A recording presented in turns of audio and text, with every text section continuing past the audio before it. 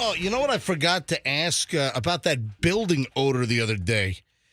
Did anyone stick around for that? I was there, and it stunk so bad. I'm like, are we being poisoned? Well, I walked out. I'm like, what the hell is that? But apparently it got really, really bad. Hey, folks, welcome to the MJ Morning Show here on a Wednesday. MJ, Froggy, Fester, Roxanne. Oh, look, we got a special guest. Fester brought his precocious little daughter in. Yeah, look at that. Hey, also traffic-wise, I think I was ahead of everyone this morning, and 275 northbound was all cloggulated up. It looked like there was like an accident. It looked like I saw one of the Road Ranger trucks with the arrow, and it looked like the arrow was more in the left lane, pushing people to the right. Did you guys happen to notice what was going on over there? Yeah, I saw what I thought was an accident, but there were also construction trucks, and I saw rock trucks. So it's probably a combination of stuff because they're working in that area. Like a combo platter? Like at Long John Silver's? Well, the combo platter at Long John Silver's sometimes is like just fried fish planks and then the chicken, which really has never made sense to me because it's not a true surf and turf. And the hush puppies. Yeah, and the little crunchies at the bottom. The crumbs? Yeah, I just want a bag of crumbs. They'll give them to you. Yeah. Do they sell a bag of crumbs? I mean, you get the right Long John Silver employee, they'll do almost anything. Yes, I'll take a bag of crumbs. All right, so is it starting to dissipate, or did it look? Because when I passed by, man, it was all clogged all the way up past 4th Street, all jammed up good. Yeah, it was clogged when I came by too, and I just came by. Okay. Yeah. All right. So luckily, for us, we didn't have a southbound. Typically, it's a southbound problem. I mean, 9 times out of 10, when there's a problem on the bridge, it's for whatever reason it's southbound and it's not northbound. and we've gotten stuck in some recent crap over the last year with construction and all that mess. So hey, that's what's going on. Howard Franklin Bridge, some kind of accident that I guess is almost done, but the backup continues. Hey, back to the building smell. Whoa! So I'm walking out. It wasn't yet. So it was Monday. It was Monday. Yeah. There's some kind of construction going on inside our building. There's just this building, I think, was virtually empty. I think it was like us and the law office. That's it, right? Not a lot of occupancy in this building. So, man, I sure as hell hope that when they renegotiated a lease, I hope that they, bent these office park people over a table because. I'm guessing there's a lot of vacancy around here, just, the office space, post-COVID, all that stuff. So there's some huge construction going on the bottom floor on the whole other side of the building from us. So I don't know. It's almost like they gutted the place and somebody's moving in. So I don't know who's moving in. I don't know what that's going to do with our parking lot or whatever the story is. I hope it doesn't become some kind of a mess. However, I'm walking out of this place. And I'm like, I'm walking out of our lobby area to like the upper floor area where there's a stairway down. It's like an open lobby kind of deal. And as soon as I leave our lobby, I am hit with like a blast wave. It's, it was like, what the heck is... I'm hit with this blast wave of like a chemical odor. And I don't know what it is. I'm like, that doesn't smell good. And I hold my breath. It's that bad. I got to hold my breath, to run out down the stairs and out of the building. And I'm so I held my breath. And then I saw an email came out from Leslie, the market controller. And she's like, they're doing construction downstairs. There's some kind of varnishing. What are they doing? What, are they building boats and varnishing teak wood? What kind of varnishing are they doing in a stupid office with a drop ceiling? Varnishing. So what is there a new wood shop down there? But apparently after I left, it got so bad that the smell totally permeated our floor and inside the radio station. It did. I was here till after 2 that day. So how were you on the air from 2 to 3? I said hologram. After 2. Yeah, okay. After 2. Yeah, all right, yeah. And it was really stinky all day. And I remember coming into Andrew and saying, is this good for us to be breathing this?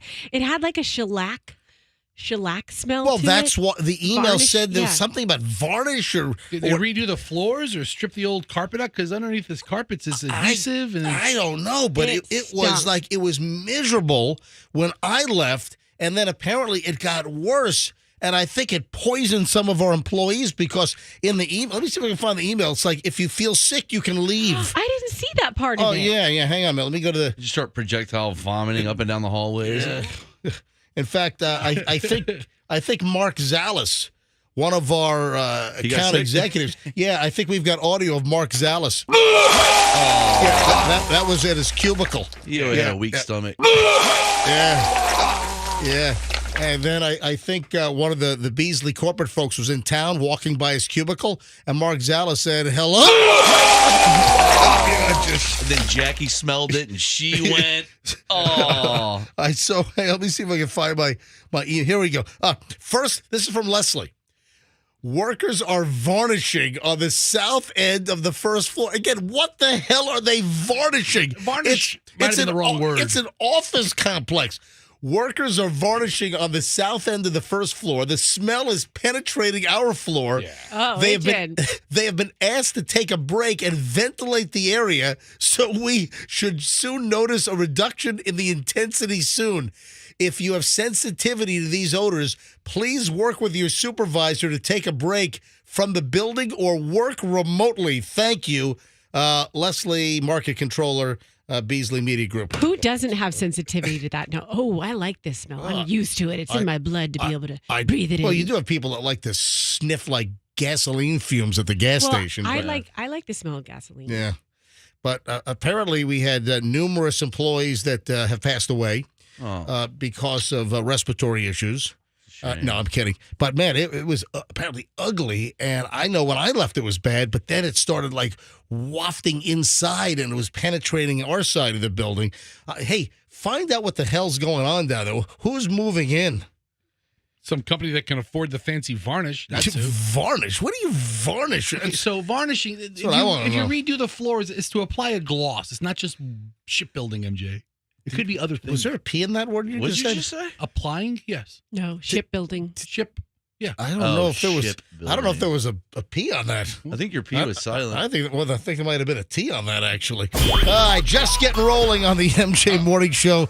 It's Wednesday morning. What they say? No Mega Millions winner last night. Tonight's Powerball again on Wednesday, right? Right. All right, 6:08, just getting started. We're back in a minute. Oh, we're giving away another $1,000 today. We'll have the song coming up between 9 and 9:20. Details next. Good morning. There's an accident northbound 275 on the Howard Franklin Bridge.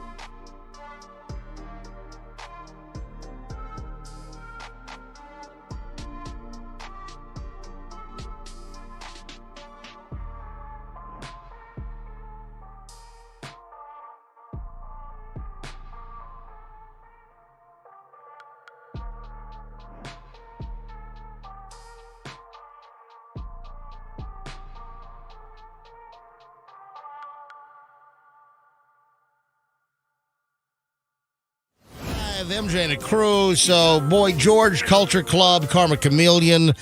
They were just at the amphitheater. And it was Boy George along with Howard Jones and Berlin. Yeah. I wouldn't have minded going to that concert. Hey, Andrew, when was that show? I know we gave away tickets. It was last Saturday night, right? Yeah, what do we have? Yeah, we just hung out. No, you had dinner. You had That's Indian. What are you stalking? What are you like looking at my house from the backyard through binoculars? Okay, Well, it's called your Instagram. Yeah, I know. So, I'm joking with you, Froggy. Calm A down. bunch of people who went to the Boy George concert said it was awesome. It was great. Who do you know that went to the Boy George concert that said it was awesome? Gino. That's it. That's really the only person I know. He thinks every concert's awesome. I mean, I haven't seen Gino go to a concert from an 80s band and him say, you know what? They were really terrible. Yeah, I don't know who is listening right now that might have been at the show, but if you were, just out of curiosity, if you went to Boy George and Culture Club along with Howard Jones and Berlin, if you were at the amphitheater last Saturday night, why don't you buzz us quickly? I'd like to just hear about that. Was everyone good? Because some of the 80s bands, get a little shaky, a little iffy. They don't have the voices they used to have. I mean, look at poor Bon Jovi. We went to the last Bon Jovi concert in Amelie not long ago, and John Bon Jovi's voice was like, oh, my God. It's like, you got to stop. And I feel bad because John Bon Jovi is genuinely a nice guy. Nothing like leaving a stadium completely let down watching. Well, it was. I mean, he couldn't sing. He can't sing anymore. It's terrible. I feel awful for John Bon Jovi. All right. So, seriously, if you went to Boy George at the amphitheater last Saturday night, listen, it's early. It's 6:22 in the morning. I don't know, who wants to call in, and if we have, listen, it's listenership-wise, it's a crapshoot at any time, but typically we can get what we're asking for, even early. We'll see. 800-990-1047. Did you go to the amphitheater? Did you go to see Boy George last Saturday night? Just out of curiosity, how was it? 800-990-1047. Does he still have the voice? What about Howard Jones? I have some feedback. What about Berlin? Oh, are you getting text? Yes. Well, I wish the texters would call us. Well, sometimes they're driving and they can only text. That's crap. Oh, so yeah, texting is safer than hitting hands free and just calling us, with hands free. All right, if you went to see Boy George last weekend, call us. Just want to know how it was. 800-990-1047. That's 800-990-1047. Would love to hear your thoughts. We are getting texts, though. So, people are listening. People were there, but we're getting texts. All right, Roxanne, go ahead and share a text. My best friend went, said it was amazing. Another one says Berlin and Howard were good. Culture Club was fair. Ooh, all right. And another says, hey, this is Corey from Bradenton. Corey, call us up. Corey, I was at the concert and I was very surprised at how phenomenal Berlin and Howard Jones were. I've seen Culture Club many times and he still has it. All right, but it seems like numerous have said that Howard Jones and Berlin stole the show. Were better than the headliner, which is Boy George and Culture Club. And yet I can't name a song beyond Take My Breath Away that Berlin sings. Yeah, they just sang that for like 20 minutes. Berlin only had 2 songs that I know. What are you snorting at me for? It's like you're replicating an organ playing. I'm doing the intro I know what you're doing. To Take My Breath Away. Did Wacky Jackie go? So get this. For Berlin, it's Take My Breath Away, and it's No More Words. No More Words. And that was kind of a semi-hit in, I think, the summer of 84. And that was very foreshadowing because there were no songs after that, just those 2, No More Words. Well, No More Words was actually before. Oh. I mean, the more foreshadowing song was the other one because he came down with a very severe case of asthma. Berlin's biggest song, though, was. Oh my God! Stop doing You're that. trying to change the I'm subject. sorry I brought up the We're ignoring you. concept. Golly.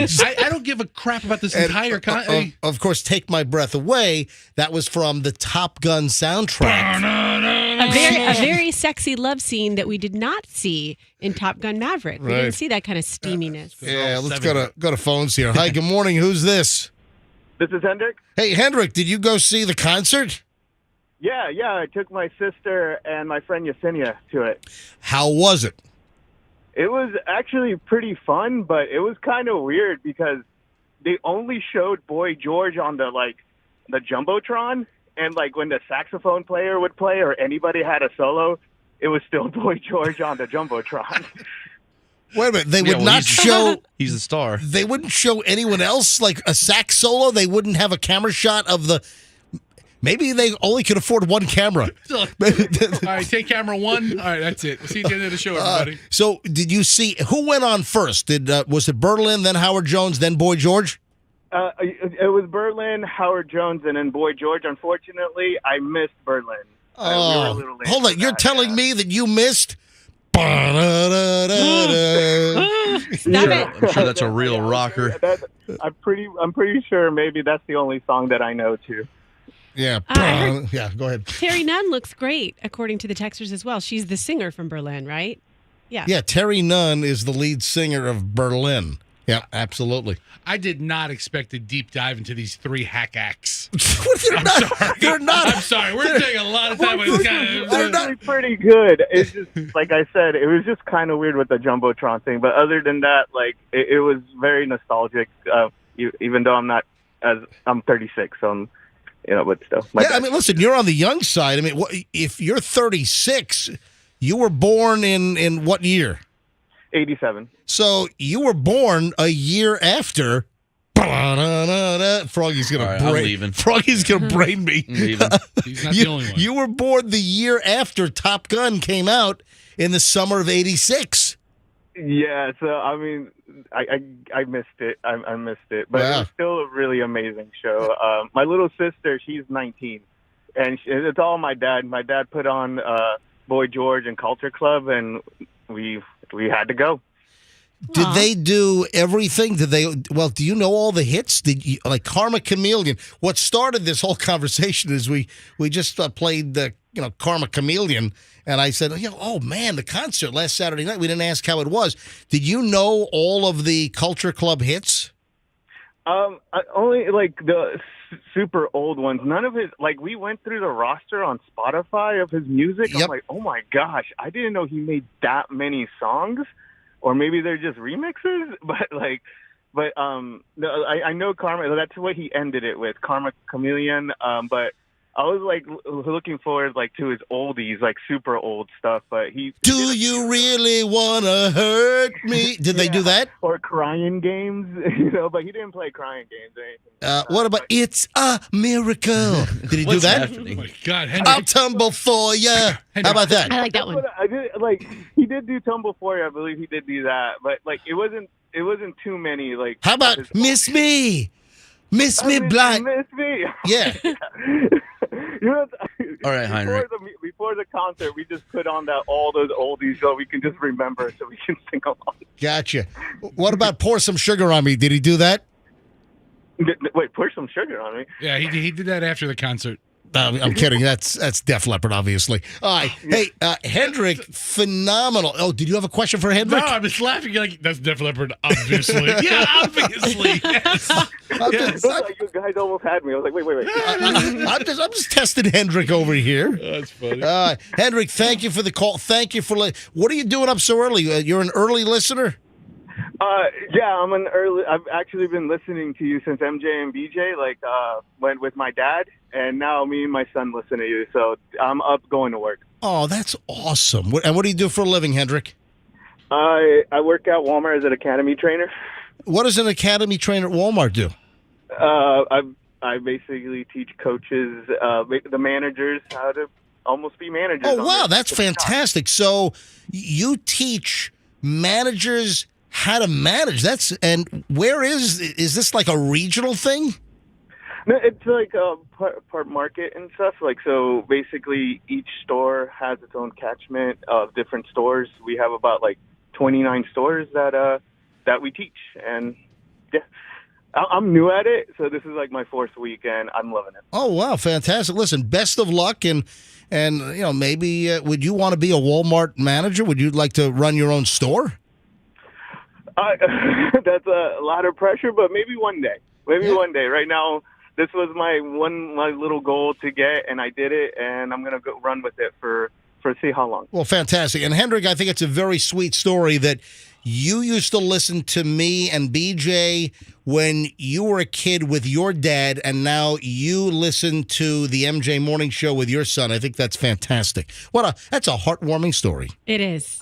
I have heartburn. I really appreciate it. I'm always nervous to call, but thank you so much. No, we made it never easy. be nervous. I loved learning every detail of your entire life. I mean, never be nervous to call us. What other goals do you have, Hendrik? All right, Let's go through Jesus, all of them. no. All right, Hendrik, have a great day. Thanks for calling.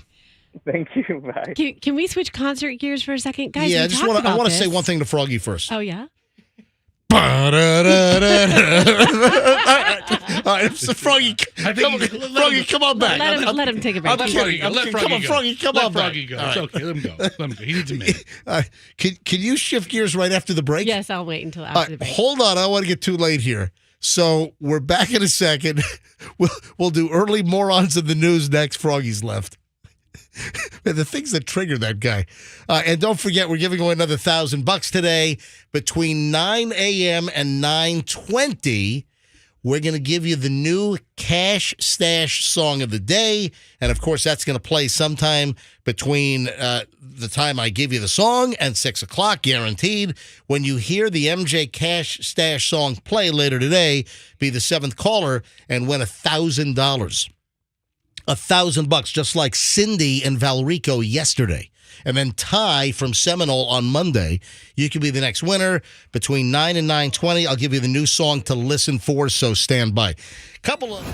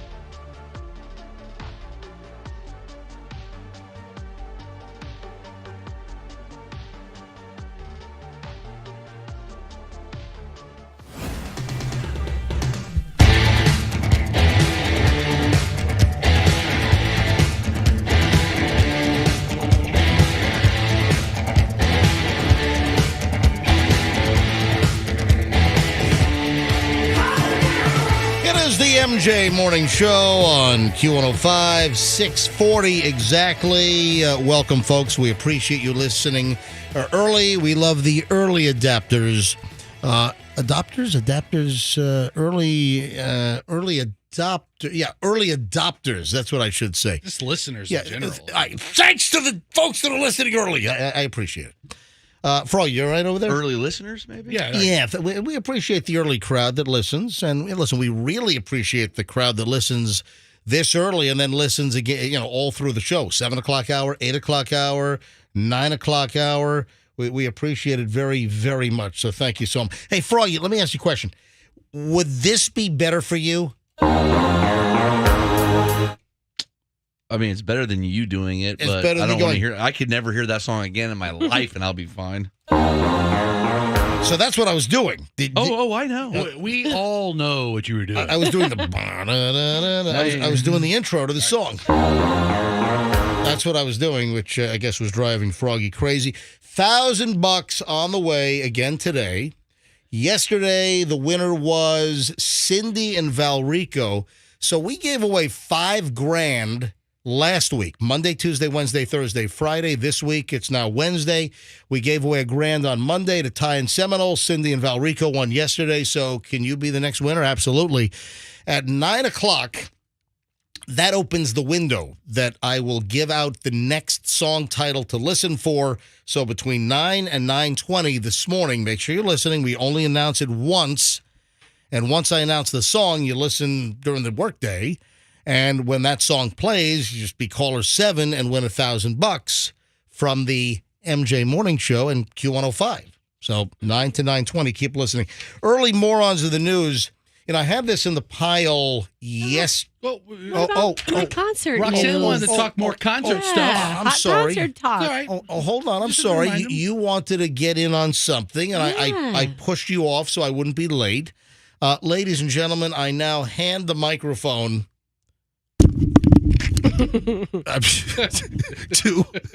to Roxanne. Yes, Roxanne. Okay, instead of talking concerts in the past, We only like have this one last microphone. Saturday, We only have one microphone in the studio. Yeah, we got to we have pass all it of our around. coffee breath on one mic.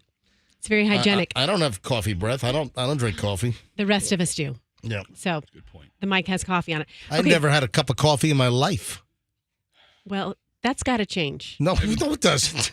I don't like coffee. That doesn't have to change. Okay. All right. This isn't coffee talk right now. Okay. So, So is this this going to be airworthy? I mean, Yes, all of right. course All right. it is. All right, go ahead. We're talking about concerts that have already happened. I'm talking about one in the future that we all talked about going to together. Freestyle Explosion. It's sneaking up on us. It's August 5th at Amalie Arena, and I really That's want to right. go. Freestyle explosion! Freestyle explosion! Yeah. So you've got like Stevie B, who doesn't love all of his classics. Oh, yeah. Part of Your Body. Stevie B. Spring Love. Taylor Dane, and then I forgot about this guy. TKA. Oh no, wait, no, not him. K7. Case, come baby, come baby, Yes, come. Oh that- yeah. that's- Baby, come, baby, Oh, baby, come, yeah. come. Well, you gotta give me love and then you gotta give me some. Come baby. Oh yeah, this is a big I song. love this song. I mean, Tell us how much. Freestyle explosion! Yeah. Yeah. Any girl who really is into that song is quite the partier. Or just likes a good beat. It just What are you getting at? I'm First just of all? saying. Why don't It's a good you beat. explain Yeah, that explain to your yourself. 10-year-old daughter over here? First of all, she's 11. Oh, Second of all, I'm sorry. second of all, Yeah. honey, let's sit down and have a little talk. All right. When you go to the club and girls are really, really dancing to the song, come baby, baby, come, come. Oh, this Get is the hell awkward. away from them. This is awkward. Yeah, I'll make the, listen, we'll have the birds and the bees talk right now. Freestyle explosion! It just means come over. Yeah. Come on over. Come on baby, over. Come on over. Is I that slammed the door. We're not coming to the is that all you bedroom. wanted to say?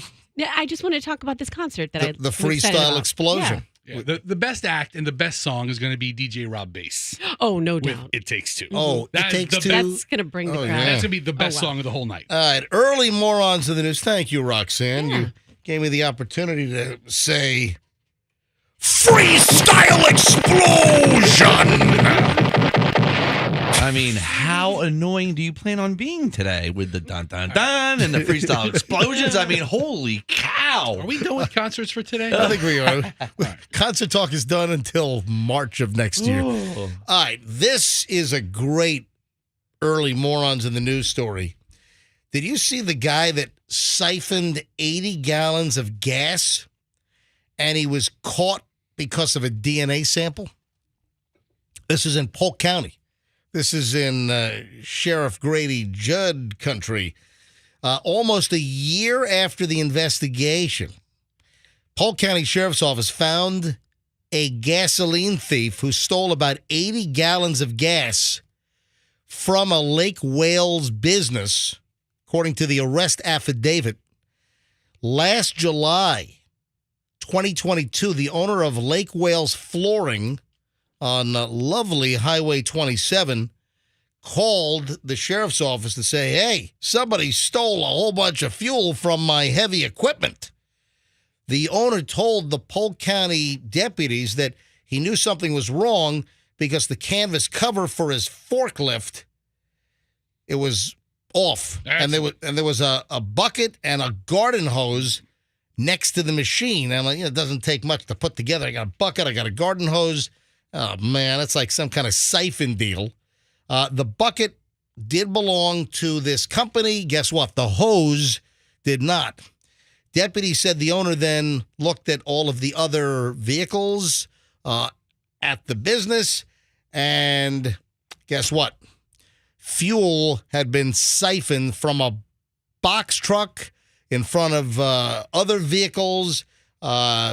There were forklifts there. Most forklifts, I thought, ran on like natural gas or propane or something, right? I thought so as well, but who knows? MJ, listen, have you ever siphoned gas before? I have never siphoned gas. Yeah. That scares me because you get a whole mouthful of gas. Yeah, I've never done that either. But I've seen it in movies, and you have to put your mouth up to the hose. Is that where they got the DNA from? Well, It's like when you suck venom out of somebody's ass. No, the guy put it. What? What? What did you say? Like if you're with a friend that got bit by a snake. On the butt cheek, and then you psych it. And you got to go.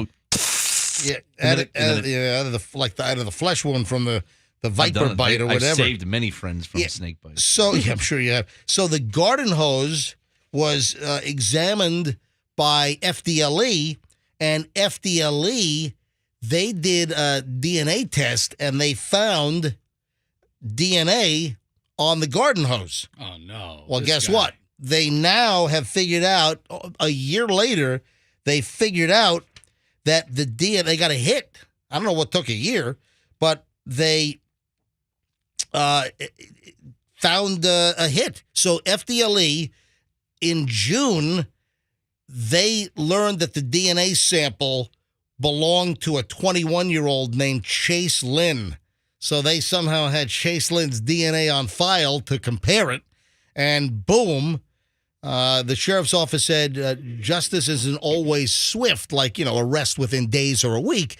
But, hey, they're saying better late than never. I agree. Yeah. When deputies asked the business owner if he knew Lynn, he said he did not.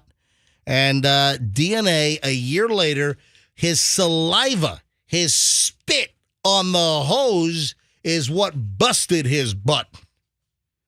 I thought that was a great story. So, does any police agency have your DNA, MJ? No. I mean, I had to get my fingerprints before. My fingerprints would be on file, probably with the FBI, because when I got my concealed weapons permit for the state of Florida back in 1993, I had to get fingerprinted, and those prints, I was told, go to the FBI because they do a nationwide, like a background check, NCIC. So my fingerprints are going to be on file. So if I commit a crime and I leave fingerprints somewhere, then those will pop up. As far as my DNA, I don't believe my DNA is on file anywhere. Ever done any of those things where you submit your DNA for your ancestry? Nope. Okay. Yep. They can narrow you down through your relatives. Yeah, if you have your DNA to compare. There have been plenty of busts like that. There have been plenty of crimes solved because of DNA, and while the perp didn't leave DNA or have DNA on, they had DNA on file somewhere, but then they were able to, I guess, match it to relatives, or no, there have been the way around. Yeah, there have been cases where the DNA was not on file from the perp, and they were able to match it to relatives and then put it together. Yes, you're 100% correct. Absolutely, 100%. So there we go. I thought it was a great story. Busted a year later because he had mouth spit on the siphon hose where he jacked 80 gallons of gas from this Polk County business. So the lesson here is just take a little bit of that gas and wipe the hose down. Lake Wales Flooring for all of your flooring needs.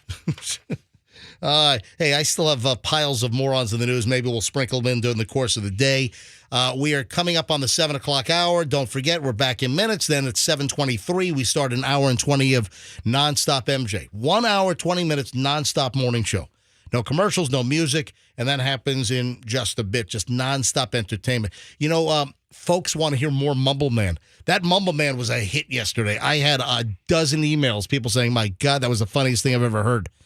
We haven't played that in years. I didn't even remember it when you brought it out. And I have more Mumble Man cuts. All right, so hold on. If you don't know what I'm talking about, you will if you keep listening here on the MJ Morning Show. If you are in a car accident, the one call you need to make is the Kemp.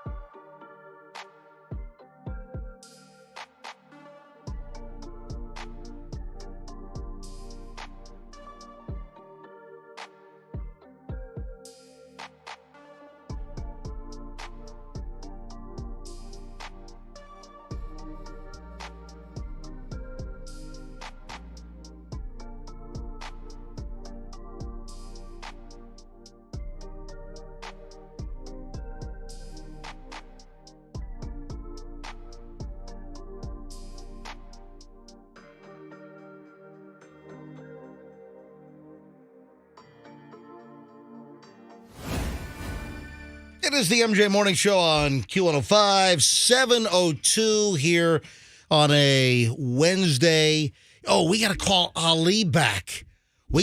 Ali is one of the owners of that MZ Food Mart on South MacDill, and they sold $1 million Powerball ticket, and we had him on yesterday. So we got to call him back, see if that person came forward. Or I'm also curious if any other media eventually called him to cover the fact there was $1 million Powerball winner at a convenience store on South MacDill. I mean, how do you not put your rookie reporter right in front of the MZ Food Mart? Man, I'll tell you what, man, we got some rookies in Tampa Bay right now. Oh, God. And it's all the TV channels. It's Fox 13. It's Channel 8. News Channel 8, ABC Action News, who is our news and weather partner here at Q105. And who am I missing? Oh, Channel 10. It's really incredible. We have like rookie novice reporters that are getting jobs in this market. Market number, 12, 13? I mean, this is a big, big market for media, radio and television. Talking about radio or TV? No, there's a few rookie radio guys. Oh, no doubt about it. But I'm saying that some of the TV talent, there are reporters on the local news broadcasts now that 5-10 years ago, there's no way in hell they would have been hired. Oh, stop. What do you mean stop? They're great. I watch them every day. No. I love them all. They're awesome. There are a lot of good reporters on local Tampa Bay television, but there are some rookie hires, and I think it's just it's a reflection of the state of the media industry right now that they're like paying less money, and you have reporters that just don't belong in this market yet. I'm not saying they can't get here, but there are reporters that are getting jobs locally on our local channels that really need to do like 10 years or 5 years or at smaller markets. Like, hey, out of college, yeah, you got to work in Wichita Falls, Texas for a couple of years, then move up to Oklahoma City, then move up to a larger market, and then you get to Tampa Bay. But I'm telling you, some of the reporters I'm seeing on some of the local news broadcasts are just awful. I'm like, my God, what are you doing in this market? Not yet. And for some, it's like I don't think they would ever get to this market. In years gone by, first job out of college, landed a job in Tampa. Unbelievable. I wonder if I can get one of those reporter jobs. You'd be great. I'd be like, hey, we're here at the Cupcake Palace. All right, so hold on. Let's try it now. Froggy, you're live on the scene at the MZ Food Mart. All right. Let's throw it live to our on-the-street Why reporter. do you have to do that voice? That's how anchors sound. No, they don't. Thanks. Thank you. We're live at MZ Market, and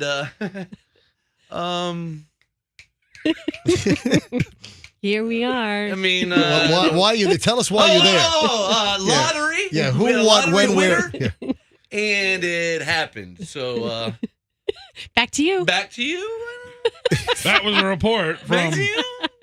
excellent report. That might be a better reenactment than some of the local reporters that I'm seeing that are getting hired in the Tampa Bay market now. Thank you so Listen, much. I do have to tell you. There are some new reporters that are good. Oh, listen, it's case by case. I'm not saying that all the new local reporters that are popping up are bad. There are some good ones that are good now, and they're going to get better. But I'm seeing some local reporters on local TV. It's like, my God, you just got out of high school and they hired you in a top television market instead of you doing your dues for 5-10 years in smaller markets, working your way up. And a lot of it is, you've got reporters that are getting hired now, and there were reporters making more money back in 1996 than they're paying some of these reporters now. That's true. Yeah. Okay, a couple things, MJ. First of all, you said it, the whole industry. I mean, if you look at all local TV markets, it's probably watered down a little bit because the Let's people. throw it to our reporter, Roxanne Wilder, with an Jeez, in-depth review. There's Fess of with the that entire damn media voice again. In other local markets, they're paying people crappy money. So the veterans are like, we're out of here. We're going to go pursue our career in real estate. Yeah. Yes. And so then that's why you have these younger people who are willing to take the jobs. I do have to tell you, you're talking to somebody who cut their teeth in Tampa right here. Ooh. And I kind of sounded like Froggy when I first started on Tampa Airwaves. I didn't know what I was doing. I was like, here I go. Oh my gosh, I'm going to pass out. Like I would be hosting a show and I got so little opportunity to do it. Like I do it like once a month. They'd throw me out there. And there were times I was like hyperventilating. And look how far your career has risen. Look You at get to that. work with us. You're part of this crap sack morning show now. See, it all worked out. Hey, Fester. Yes. Are you ready to drool, baby? I'm always ready to drool. Been drooling all morning. Just a little bit. Name snack cake companies. Okay. Go. First, Little Debbie. Yes, that is correct. Tasty Cake out of Philadelphia. Yes. Drake. Yep. Hostess. Yeah, Hostess, stop right there. Man, can you believe how quickly he had rattled off with no preparation? Drake. I gave Drake's cakes. Yeah, those are really good. Yeah. I gave Fester no heads up on this, and Fester is rattling off snack cake companies like it's second nature. Yeah. Well, it is second. I Actually, it's first nature. All right. So I said, stop at Hostess, dude. Hostess is introducing the Ding Dong Twinkie mashup. Did you see this? What? Yep. That sounds kind of perverted. The Ding Dong Twinkie? Put the ding dong in the Twinkie. No, you put your Twinkie in the ding dong. No, actually, no. I guess it could go both ways. No, now you think about it, it's I think euphemism Pretty. ding dong or Twinkie could be, very male centric. Aren't they both cream filled? All right, I'm going to hold this up. It's in black and white, but I printed out the story. I'm holding this image up to MJ TV right now, and you can see what it is. It's like the Ding Dong outer chocolate layer with the Twinkie cake inside, and it's shaped like a hockey puck. I think you put the Lightning logo on that thing. Absolutely. What you do. That looks good. How does the team not partner with Hostess and just give these out at the games? Yeah. Hostess is announcing a mashup of their two most popular snacks, the Ding Dong and the Twinkie. Could be a limited time offer. Is it a dinky? No, they're just. That's the mashup. And it might be a Walmart deal. Available only at Walmart? Well, hold on a minute. Let me go through more of the story here. It sounds like a limited time offer, but the new Ding Dongs Twinkies mashup snack cake, which will be available at Walmart stores around the country beginning in July 2023. That's right now. I'm going to Walmart Are they? today. Oh, man, I should have asked the Walmart trainer guy that called last hour giving us a review of the Boy George concert on Saturday night. I should have asked him, hey, are the Ding Dong Twinkie mashups available at your Walmart or at Walmart yet? They should call it a twing twong. This is notable since after Hostess Cakes Company was bought and revived in 2013. Do you remember? That's right. Do you remember that Hostess was like going out of business? Didn't one guy buy? Who's the guy who bought it? But you know what I have? And it's in a box somewhere. I have a box of Twinkies from like when they said they were going to stop making Twinkies. Remember that? Right. Yes, that was a big headline. I bought a whole box of Twinkies. It's unopened from like 2013 or whenever the hell that was. Maybe I'm thinking of an episode of Billionaires. Yeah. So we ought to open that up and see if they're edible. Of course Of course they are. they're That's the edible. thing They about are. No, hold on. He's talking about his 11-year-old package of Twinkies. That's what he's talking Yeah, I'm about. not brother. talking about the new ding dong things. So Hostess went out of business in 2012. And then some dude bought the assets and they revived the company like a year later in 2013. And when it was known that Hostess was going out of business, I got to ask Michelle where those are. I think I bought a box of Twinkies and a box of Ding Dongs. They're unopened. What do you mean why? Why do you do that? I mean, It's not like they're worth anything. you're a collector of really odd You're a things. weird kind of hoarder, Get dude. the last Twinkies. You're like the guy who waits for businesses to go out and then buys all the crap and you keep it for years and years. Why the hell not? All right, Why? So, Festa, do me a favor. Later today, stop by Walmart Oh, God. and see if they have this new Ding Dong Twinkie mashup with the Twinkie inside the Ding Dong. Sounds good. All right, and bring them in tomorrow. That sounds fantastic. It It's really does. Sound supposed to be in Walmart stores beginning now in July. Nothing like a good Twinkie. Yeah. All right, Fester, I'm counting on you. Bring these in tomorrow if they're available. I won't fail you in the ding dong department. Oh, like your wife. Chief Ding Dong Fester here on the MJ Morning Show. Hey, when we get back, I'm going to roll out an hour and 20 minutes of nonstop MJ. Hey, open container in a vehicle. Do you know there are some states that allow it? I saw a great video the other day of when they first banned drinking in cars, and all the people were like, "This is I'm not going to stand for this." It was like no more drinking cars, and people were pissed. When was that? Yeah, I'll find it. Like from the late 80s. Yeah, Such yeah. a bunch of old drunk men coming home from work. No, it was much earlier than that. No, seriously, states where you can have open containers in your vehicles. We get to that coming up in just a bit. Also, God, I want to talk to that burrito hurling lady that was busted in Pinellas for smashing somebody in the face with a burrito when she was trying to throw it at somebody else at a restaurant. Somebody's got to know God, her. I want to talk to this woman because, man, she's like hell on wheels. You know, we talked about this yesterday. If you don't know about this woman, we got to talk about the burrito basher again. Man, we got, I got some reviews on the new Barbie movie. You know, some good, some bad. I'm telling you right now, I got some feelings on this whole Barbie deal. So hold on a minute. We're loaded. That is not even scratching the surface. We start an hour and 20 minutes nonstop MJ next. Don't forget, 9 o'clock hour, 9 to 9:20. I'll give you the new $1,000 song for the MJ Cash Stash coming up in just a bit. If you're making a move this summer,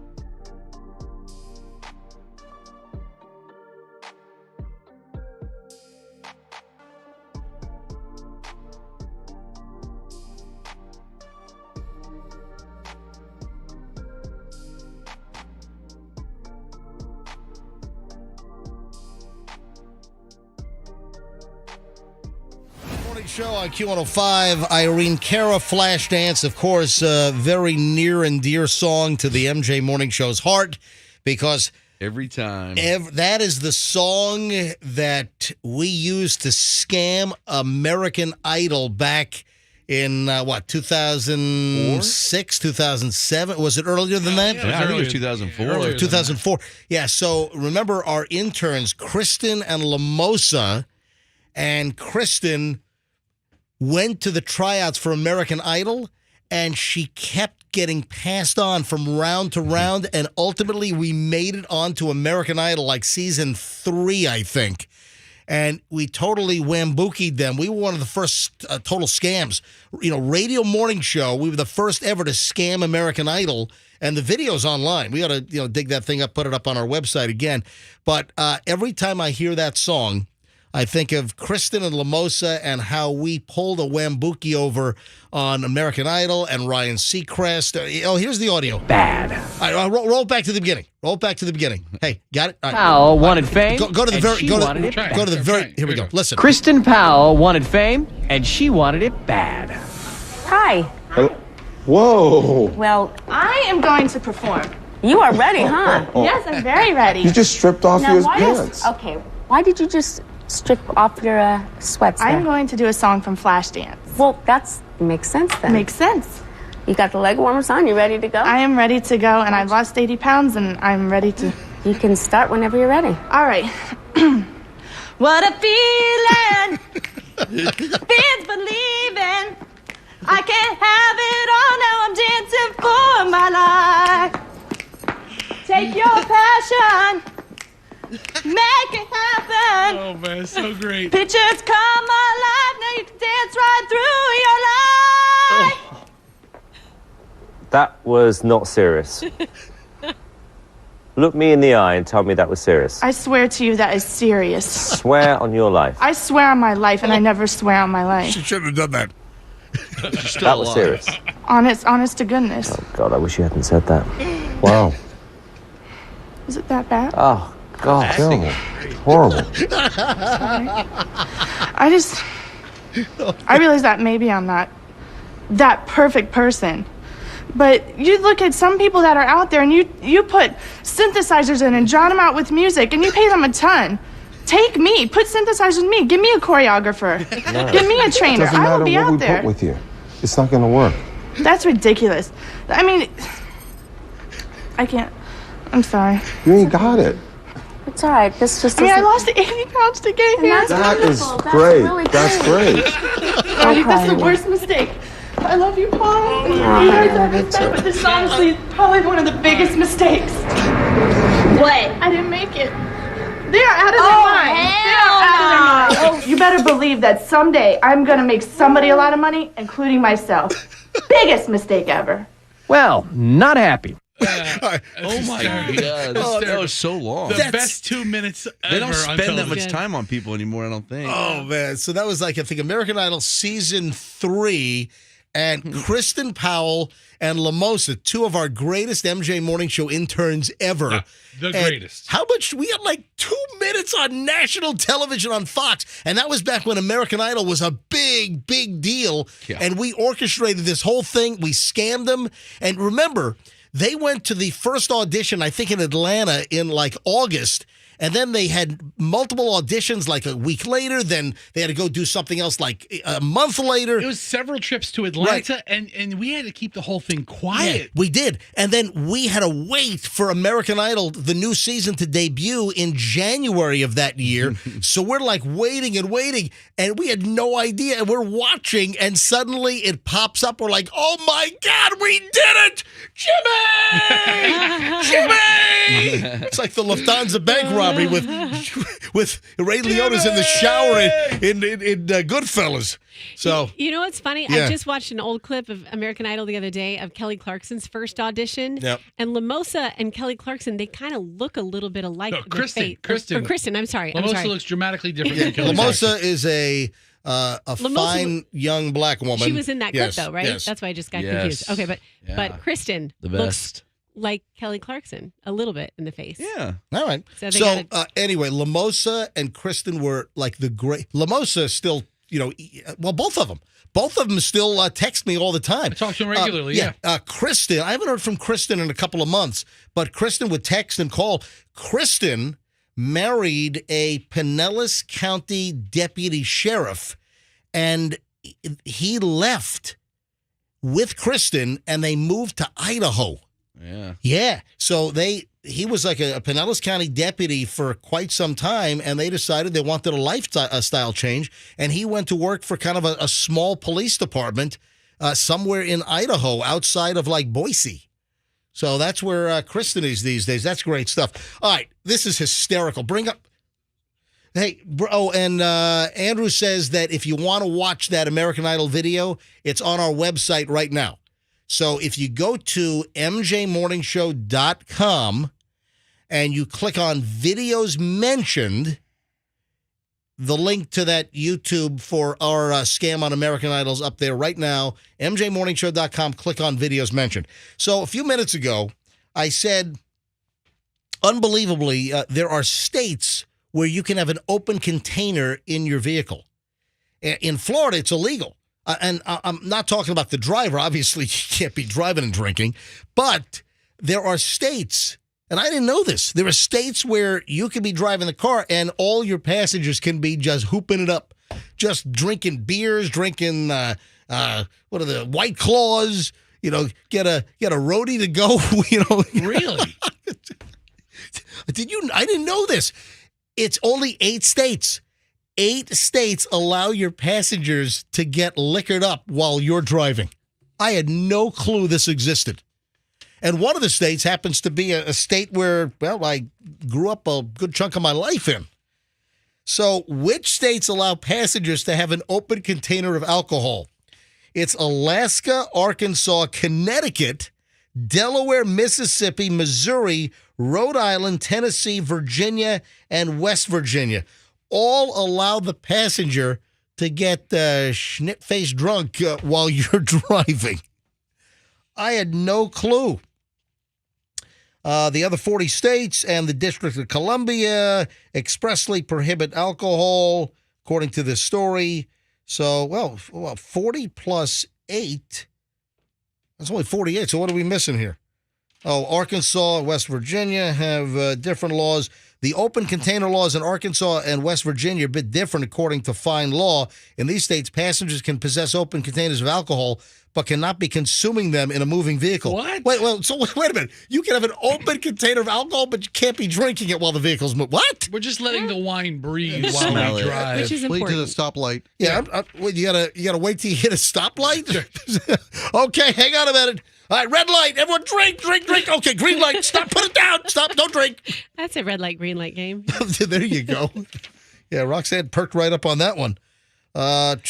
I'm trying to figure out, only 10 states allow passengers to open containers. So that's the difference. So that's your 40 plus 10, and then you got 2 variations where you can have an open container, but you can't drink in 2. That's bizarre. Okay. So Florida, obviously, you cannot have an open container, whether you're a passenger or a driver. No open containers. So I can't be tooling down the road and Michelle's, jamming back, I don't know. What like Doing shots at Jägermeister. Yeah, whatever. Listen, I did not know that in this state. I thought open container only pertained to the driver. Really? I did. No. So like when you drive home today with Hadley, your 11-year-old daughter, sure, she can't be sipping on a White Claw. She's a big fan too. So I thought that was interesting. Now, in the process, Froggy, and I wasn't even expecting, this is an added bonus.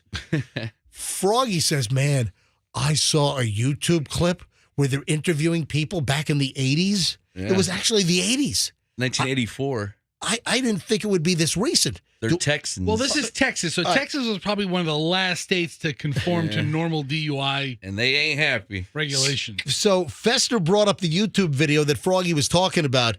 Man, this is great. And it's a news story. It's a news story about these Texans are pissed off in the 80s about not being able to drink while you're driving. Wait, you were able to drink a beer while you were driving in Texas? I guess so. All right, here's the audio. Let's listen to a little bit of this here. Any attempt to restrict drinking and driving here is viewed by some as downright undemocratic. It's kind of getting common is when a fella can't put in a hard day's work, put in 11, 12 hours a day, and then get in your truck and at least drink 1 or 2 beers.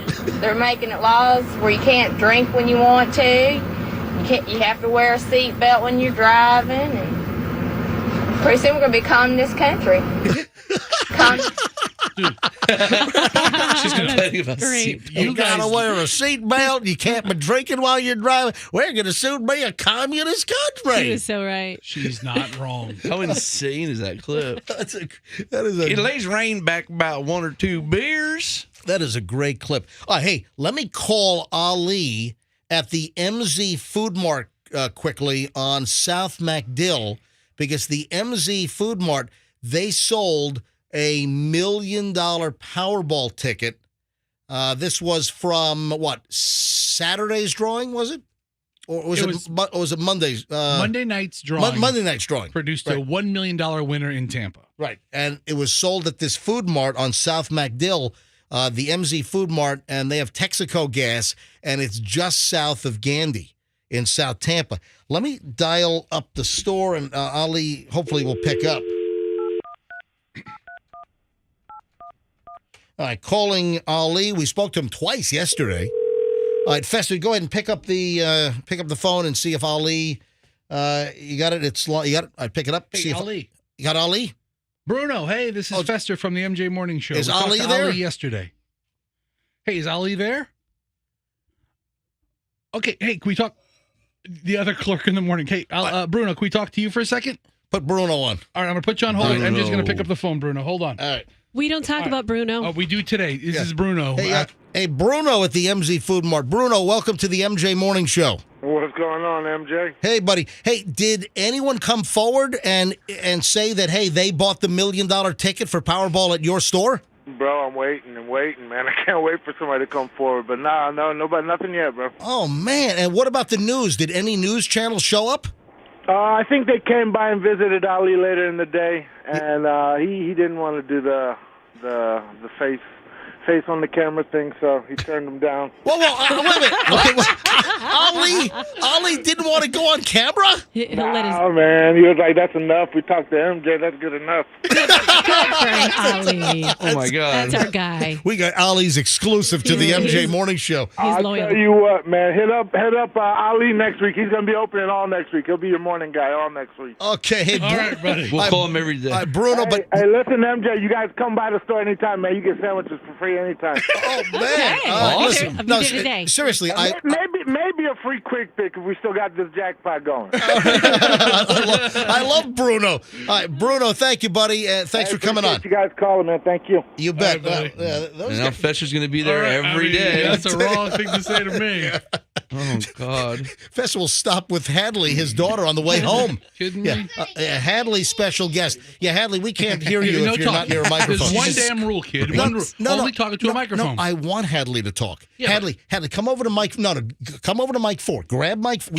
We have another microphone here. Hadley, bring your headphones over. Bring the whole thing. And go to mic number 4 over there, because I've got a question for you in just a minute. Hold on a minute. So, no one's come forward. A $1 million Powerball jackpot ticket was purchased at the MZ Food Mart, South MacDill and Pearl, just south of Gandy. And this was Monday night's drawing, where there was no winner, but there were $5 million winners. And that was Monday night, and we called Ali yesterday a couple of times. So no one's come forward yet. You wonder, I haven't checked any of my tickets for the last couple of drawings. I got to check my tickets to see. You're confident you did not go to the MZ? Because I was not at the MZ Food Mart. So we will follow up on that, and we'll check in with Ali and Bruno later on. You know what? Hadley is in the studio. Hadley is Fester's 11-year-old daughter, 11 going on 25. Hadley, welcome back to the MJ Morning Show. Thank you. Let me ask you a question. Has there been any more discussion of you guys getting a dog in your house since I brought it up, since a listener said that they know of a great poodle that someone's trying to unload because they can't take care of it? We're getting a dog? Okay, hold on. Now, listen, I may not have told Hadley that we had a listener willing to sell me her trailer park poodle for $500. All right, now, hold on. Look you ought to see Hadley's face. Hey, Andrew, do you have Hadley's face on camera? Okay. Oh, look. Yay! Well, there's no yay. Now, hang on, Hadley. Your dad has not agreed to get a dog yet. We had your mom on the phone. You were probably sleeping, but we've had your mom on the phone a couple of times. It is my understanding that your mom, Allison, you, Hadley, and your brother, Hudson, you guys all want a dog. Yes, we really, really, really want a dog. And Daddy, Fester, is being the meanie, right? Yes. Daddy's the one that's saying no dog. The way I see it, it's 3 against 1. And you guys really want a dog. We all want a dog. But listen, dogs... Except for who? You. That's right, except for me. Dogs are fantastic. Now, what is your first choice? Do you have a particular breed, Hadley, that you'd like to have? Pomeranian. Okay, see how ridiculous this whole conversation is? She comes up with a Pomeranian. We're not getting a dog. What about your brother? Your brother's a couple of years younger. What does Hudson want? Does he have a particular breed he wants? A boy dog. He just wants a boy. So a boy Pomeranian? Hudson wants a boy Hold on. dog. Do they even make Pomeranians and boys? No, they don't. I didn't think so. You have to look really close. But listen, the conversation's all over the place. I mean, if we got a dog, it'd have to be one that can, play with Hudson. Hudson's pretty tough, right? But also, you guys need a hypoallergenic dog, right? So says Allison. And here's the deal. Hadley, if you didn't hear about this, Kim Morgan, a listener of the MJ Morning Show, Kim said she heard that Fester and the family were possibly looking for a hypoallergenic dog, and they have an older friend that has a 7-month-old standard poodle named Ginger, and it is pad trained, lives in a mobile home park. He can't handle the dog, a little bigger than what he thought, only wants $500. If interested, get back. Anyway, that was an opportunity. But, all right, Hadley. Yes. Right now, I'm going to give you a few seconds. I want you right now. I'm putting you on the spot, but listen, I have no doubt you can handle this because you're a very precocious 11-year-old young woman. Yes. So here's the deal. Right now, I'm going to give you like 30 seconds or so. I want you to make the pitch to your father, Fester, on why you guys want and need a dog. Go. We need a dog because dogs are cute, fluffy, and I can walk it. I walked our cousin's dog, Murphy. I walked David's dog. You did walk the dog? Yes, I walked it 3 blocks. Are you going to walk this dog every day? Yes. Are you going to pick up all this dog crap that's going to be in our yard? Yes. Who's going to feed the dog? Me. Who's going to bathe the dog? Me. Mm-hmm. What am I going to end up doing for this dog that I am essentially buying and taking over? How much work am I going to do? What's up with that? You're going to do only un poquito. I don't speak that language. What are you saying? You're saying a little bit. Very little work? Little. Yes. All right, listen. A little bit. Pequeño. Listen. Hadley, listen, we know how this is going to go. We're going to get a dog, and it's going to be super cute. It's going to be awesome, and you guys are going to love it. And then I'm going to say, hey, it's time to take a dog for a walk. And you're going to be like, oh, I got to go over here. And you're going to disappear. And your brother's going to crawl under the couch, and I'll be stuck walking this dog. Those vet bills start rolling in. Oh, boy. The vet bills. Listen, Hadley, I thought you did a fantastic job. I literally just threw that in your lap, and you ran with it. And I'm impressed. That was convincing. Fester, get your family. Your kids want a dog. If we get a dog, I'll clean my room. Oh. There you go. Will. What a negotiator. Yeah, they clean your room. Looks like a tornado went through there. Like a tornado of dogs went through your room. Speaking of pequeño, how about a Chihuahua? Yeah, we had Chihuahuas before. Well, oh, you did? Okay. R.I.P. Bailey. R.I.P. All right. Listen, all right. Yeah, Bailey the Chihuahua. That's right. Were you around when Bailey was alive? Yep. Yeah, Bailey died. Oh, died. I had to. Well, my brother was taking a nap one day. Yeah, well, listen. Hold on. Your Bailey the Chihuahua expired while Hudson was taking a nap? Hudson was really, really little. Hudson was a little boy, and we had a Chihuahua, and it was just the time for this Chihuahua. So Daddy had to take him to the one-way trip to the vet. Oh, boy. Right there. But he's on worm patrol in the backyard right now. Oh, We can yeah. visit Bailey anytime we All want. right, Fessy, get the kids a dog. Not getting a dog. Get a dog. Come on. No dog for you. Some trailer park poodle. She just did a wonderful job pitching you. If we want a dog, you know where we can go? Uncle Froggy's house. Yeah, you can come play with my dogs. She's going to cry. Don't make her cry. All right. Standard poodles are amazing family dogs. Great. Bite All right, you. come on, Great. Fessy. We get a dog, I'll clean my room and the front room. What? Your playroom? No way. No. All right, listen, I got And the Lego room. No. Okay, how many rooms do you have in your house? The It's Lego for kids. room. It's like a mini kid toy mansion. It's like every room is a different toy thing. All right, 7:45 of the MJ Morning Show. Good job, Hadley. Absolutely fantastic. We're not getting a dog. All right, so in a minute, I got to get to this this micro. When you think when I say a micro something, you know, Penis. All right. Oh my gosh, I forgot your daughter's here. Froggy, don't say micro penis. Come on. Sorry. It's all right. It's all right. No, it's not. It's all right. It's all right. Dad was I think of the metric system. Micro? Isn't it? Royale with cheese. Hold. Isn't it part? Is it part of the metro? Micro? No, that would be millimeter. Okay. I think you're thinking of millimeter. No, micro is not. A millimeter I think is it micro. guys. I think it is. Millimeter is really small. Micro is not part of the metric system. Micro is small. Micro brewery? Paquito. Yeah, micro. When you think of micro, of course, Froggy blurts out micro penis. Just machines? No. Micro machines? Remember those cool little cars with the guy that talked really fast? No. Micro brewery, microbiologist. Here's why I'm bringing up micro. And this is a growing trend. And actually, Michelle brought this up a long time ago. This is one of Michelle's regrets. And you know what? I tend to agree with my wife because Michelle would have done this, and this trend is actually growing and catching on. The question is, what is a micro wedding? And people are doing micro weddings. These are, if you're planning to get married anytime soon, and of course, summer months are big wedding months. I think June's like the peak, right? June weddings. Hey guys, I'm sorry, I got to interrupt. Don't make me think I'm crazy. Yeah. The text line just blew up. Micro is part of the metric system. Okay? Continue. Oh, God. In what facet? Please continue. In a facet in that it's a unit in the metric system denoting a factor of 1/1,000,000th. Unit. Okay, continue. I just want to make sure I'm not crazy. You guys are, and wrong. Okay. Okay. So the micrometric wedding, all right? Yeah, I want a micrometric wrench set as my wedding gift. Micrometer. But here's the deal. So the trend is growing where people are ditching the larger weddings and they're going for these micro weddings where you just have a few people. It's scaling back. You don't have the large production wedding. It's more of a small, intimate setting. So micro, we ought to take a couple of calls on this. So did you recently get married, or are you planning to get married?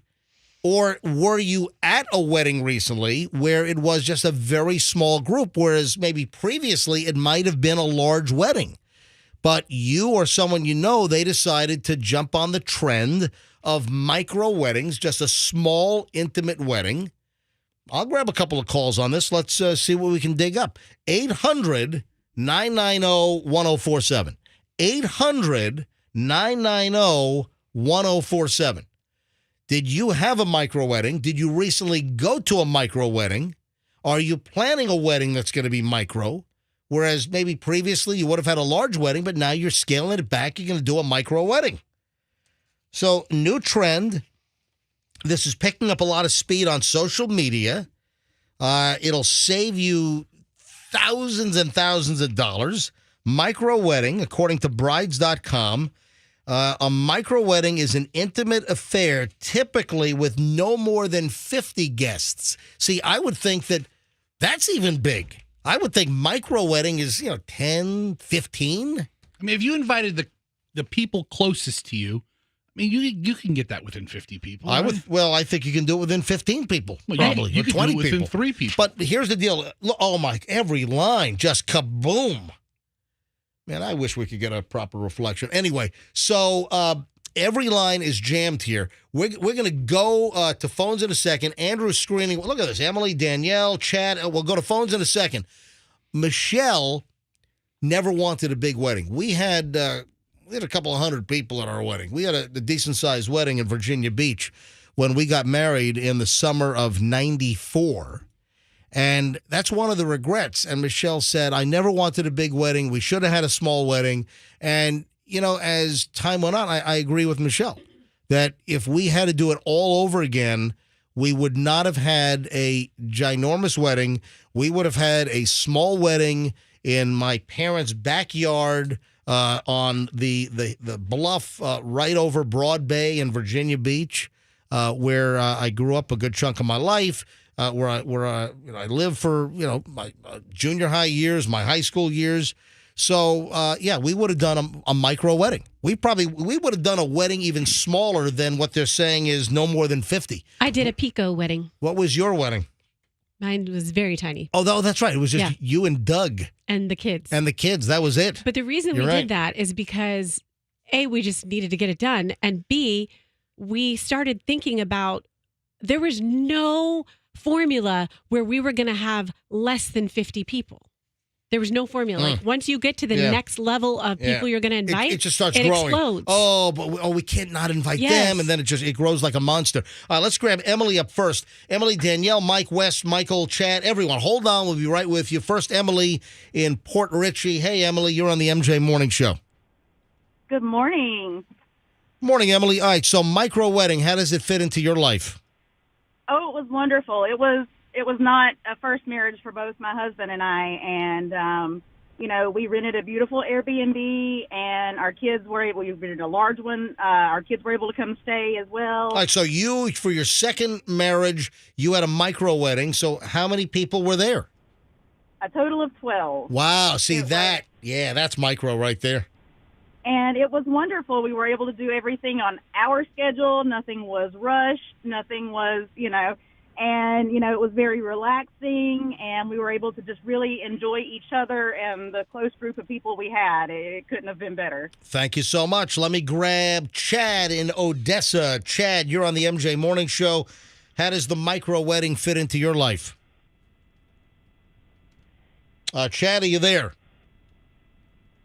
Hang on. Chad's line is open, so Chad must have picked up the other line. So let me go to Michael. Hey, see if Chad's on 6. Let me grab Michael on 5. Michael, you're on the MJ Morning Show in Tampa. Hi. Hey, good morning. By the way, I love the show. I listen to it on the way to work every morning. Thank you, Michael. Appreciate it. So did you have a micro wedding? Mine was very, very small. I was living in St. Thomas at the time, and it was just 7 of us. Wow. On the back of my friend's boat in Maho Bay in St. John. Oh, wow. That sounds, that nice. sounds special. I love St. Thomas. Did you do it like at sunset time? No, it was in the middle of the day, but after that, we all went over to Joost Van Dyke and hung out there for the rest of the day. I've been there. Wow. I love it. Fantastic. Yeah. So you're a micro wedding fan, right, Michael? Oh, yes. Only 7 of us. Fantastic. Thanks, buddy. Let's grab Danielle in Newport Richey. Danielle, you're on the MJ Morning Show. Hi. Hey, good morning, guys. How are you? Morning, Danielle. We are fantastic. So talk about micro wedding in your life. All right. So I'm getting married in November in Spring Hill on the 18th, and our wedding guest list total is only about 35 people, actually. Yeah, that fits in. So they're saying brides.com is saying micro wedding is under 50. So you're comfortably under 50 with 35.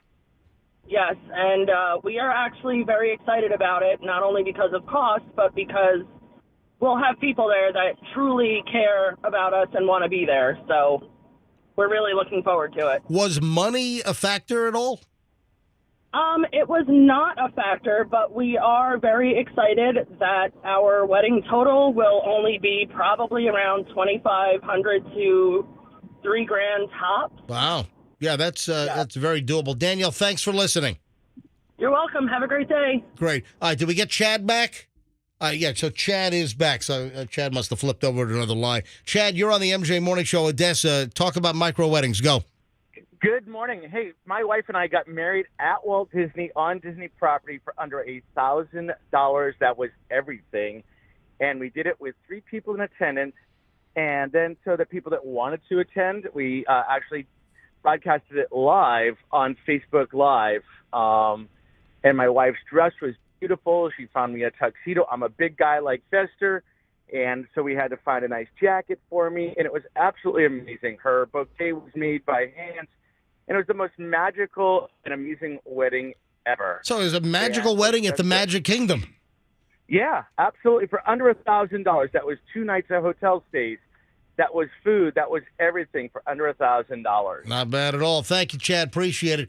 Sharon in Lakeland. Sharon, MJ Morning Show. Hey, Andrew, I'm going to take, I'm going to clear this board and I got to move on. So, Sharon, you're up. Hi. Hi, love your show. Thank you, Sharon. Yeah, I was married. I had a micro wedding in 1987. Oh, wow. We had just my family and a couple of friends. Yeah, my wedding was 7 years later. My wedding was in the summer of 94, and we had like 250 people. And, you know, again, Michelle, Michelle never wanted that. And, you know, I think I kind of pushed her into it. But what a limelight hog. But in retrospect, I agree with Michelle. We should have had a small, intimate affair with just family members in our backyard in Virginia Beach. You're acting like a bride, MJ. I had a house wedding. Yeah, I had a house. I had always wanted to be married in my house, and that's what I did. And how many guests total? Probably about 7 or 8. Yeah, see, that's micro. Sharon, thank you for listening. MJ, wow. It's MJ in Riverview. Hey, MJ, you're on the MJ Morning Show. Hey, MJ. Hey, crew. How you doing? We're doing well. Mine was just me and it was both of our second marriages, but we got married on a cruise ship. It was just me and him, and that was it. Wow. Did you guys get norovirus? No, it was about 5 years ago. Did the captain marry you? No, it was actually an officiant. And what's funny about Did they have an officiant on the cruise ship, or did you have to bring one? They had one on the cruise ship. Ah, look she at was that. also my wedding planner as well. Oh, wow. I mean, I had a cake. I had champagne. I had the music. I had everything. All you can eat buffet, the water slide, the whole thing. Plus all that. You had everything. But it was on Royal Caribbean, Majesty of the Seas. Wow, that's a big ship, isn't it? That's one of the smaller ones. Oh, that's a smaller one. So they have a new one coming out next year that's going to be just enormous. Yeah, it's called the Monstrosity of the Seas. Well, the Majesty actually is no longer commissioned, and talking about the new ship, it's called Icon of the Seas. We leave on February 10th for that one. Oh, you're going to be on that? Yep. Sounds great. Thank you, MJ. Thanks for listening. You're welcome. Thank you. I mean, with a name like MJ, how could you not listen to the MJ Morning Show? How annoying would that be? What's even crazier, you want to know what my real name is? What? Michelle. Really? Oh, my yes. goodness. Michelle and MJ. That's funny. Hey, MJ, thank you. Thank you. You have a great one. Let me grab Wes in Newport Richie. I'm going to grab Wes, Mike, Mandy, and then I'm going to wrap this up because I got to move on. Wes, you're on the MJ Morning Show. Hi. Hey, buddy. What's up? What's up with you? Micro wedding in your life? Oh, most definitely. 1989. Brady May family. Me and my wife was together for like 3 years, and she goes, it'd be cool if we got married on your birthday. And I say, that would, wouldn't it? So the next day we went to the courthouse there on 19. Actually, it was county building on 19, and I think it's either Dunedin and Palm Harbor in between. And we got married. And then I went bowling I went to play pool that night, and she cooked pork chops. Nice. That sounds like an awesome That's wedding. a hell of a wedding right there. Thank you, Wes. Great story. Love pork chops. Pool and pork chops. Mike in Hernando, and then we'll wrap it up with Mandy. Mike, you're on the MJ Morning Show. Hi. Good morning, folks. I just want to tell you I enjoy your show. I work at night. I'm almost to my house, and I am probably a very, very early morning listener. So I think you guys are doing a great job out there. Thank you, Mike. All right, so tell me about your micro wedding.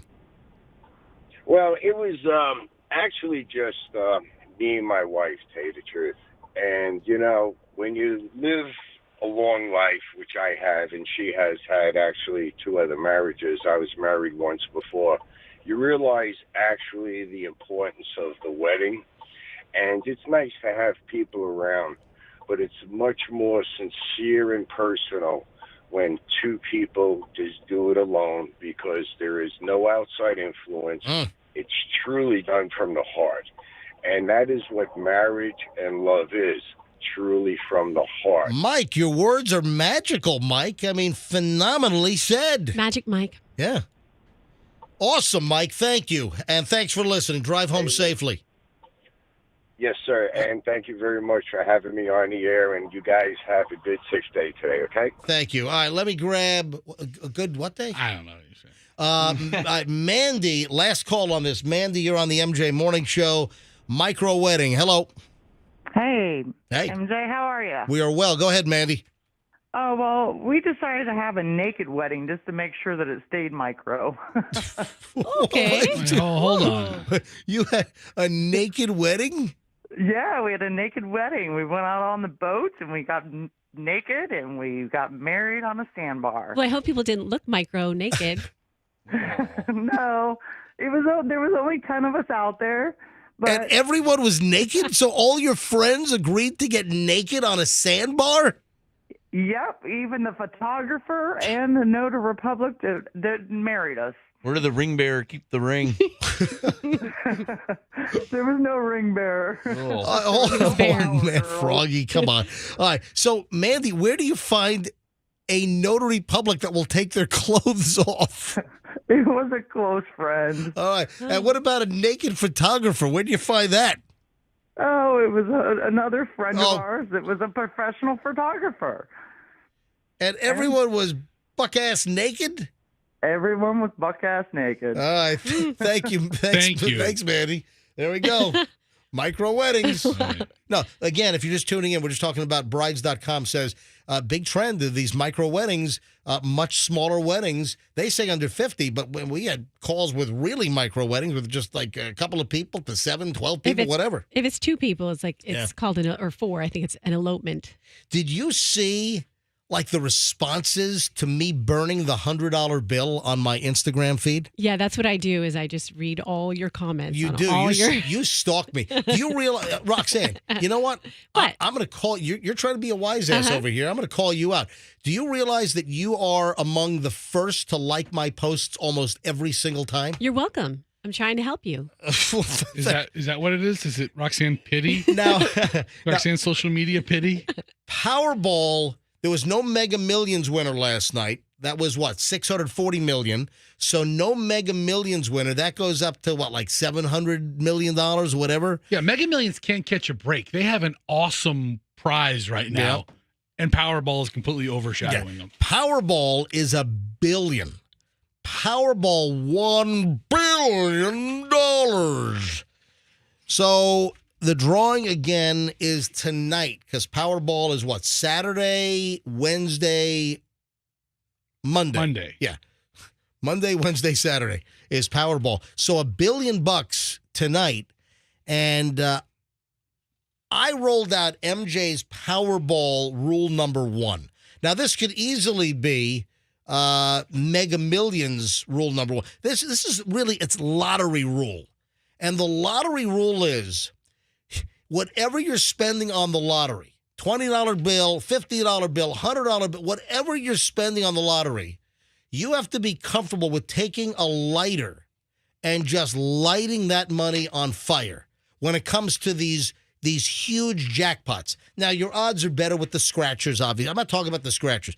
Well, maybe, as a somewhat extension. But with these big jackpots, where your odds are like 1 in 292 million, and you have $1 billion jackpot in Powerball because for like 75 straight drawings, they have not had a winner, that just kind of sums it up. So whatever you're going to spend on Powerball or Mega Millions, you got to say, hey, am I comfortable with taking this money and just lighting it on fire? Because essentially, those are the odds. Now, somebody does eventually win, absolutely, but the odds are horrific. So I did a little demonstration, and if you haven't seen the video, it is on my Instagram feed, and I encourage you to follow me. If you don't follow me on Instagram, you never know what's going to pop up. Like the before the video, That's the whole array of Indian food from the BP gas station. Man, and the response to this was unbelievable. Yeah, we had Saturday night dinner, Indian food from a gas station, and it was incredible. All right, hang on a minute. I'll tell you about that in a second. Just a couple of my last Instagram posts. So give me a follow at Certified MJ Radio. If you don't follow me, you won't be disappointed. You never know what's going to pop up. And if you are disappointed, then unfollow me. All right. Follow me at Certified MJ Radio. So, Fester, let me play this. All right. I'm in my driveway. This was Monday night. This was just prior to Julian and I getting in the car, going to Publix and a 7-Eleven to buy some lottery tickets. Were you switching up the locations? Or Yeah, so we bought a few at the 7-Eleven. We bought a Okay. few at Publix. I just wanted to mix it up a little bit. So this is the video. Fester, go ahead and let me. I got it. So let me click on this. Let me play the video here. And from the MJ Morning Show on Q105, 104.7 FM, Powerball jackpot is $900 million tonight.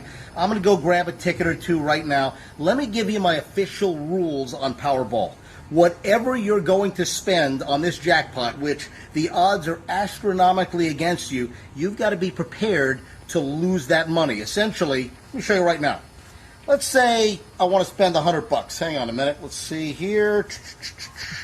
Let me just take $100 out of this, out of my wallet. So you've got to be prepared to essentially take this $100 bill and just light it on fire. And I'm using a lighter. Just like this.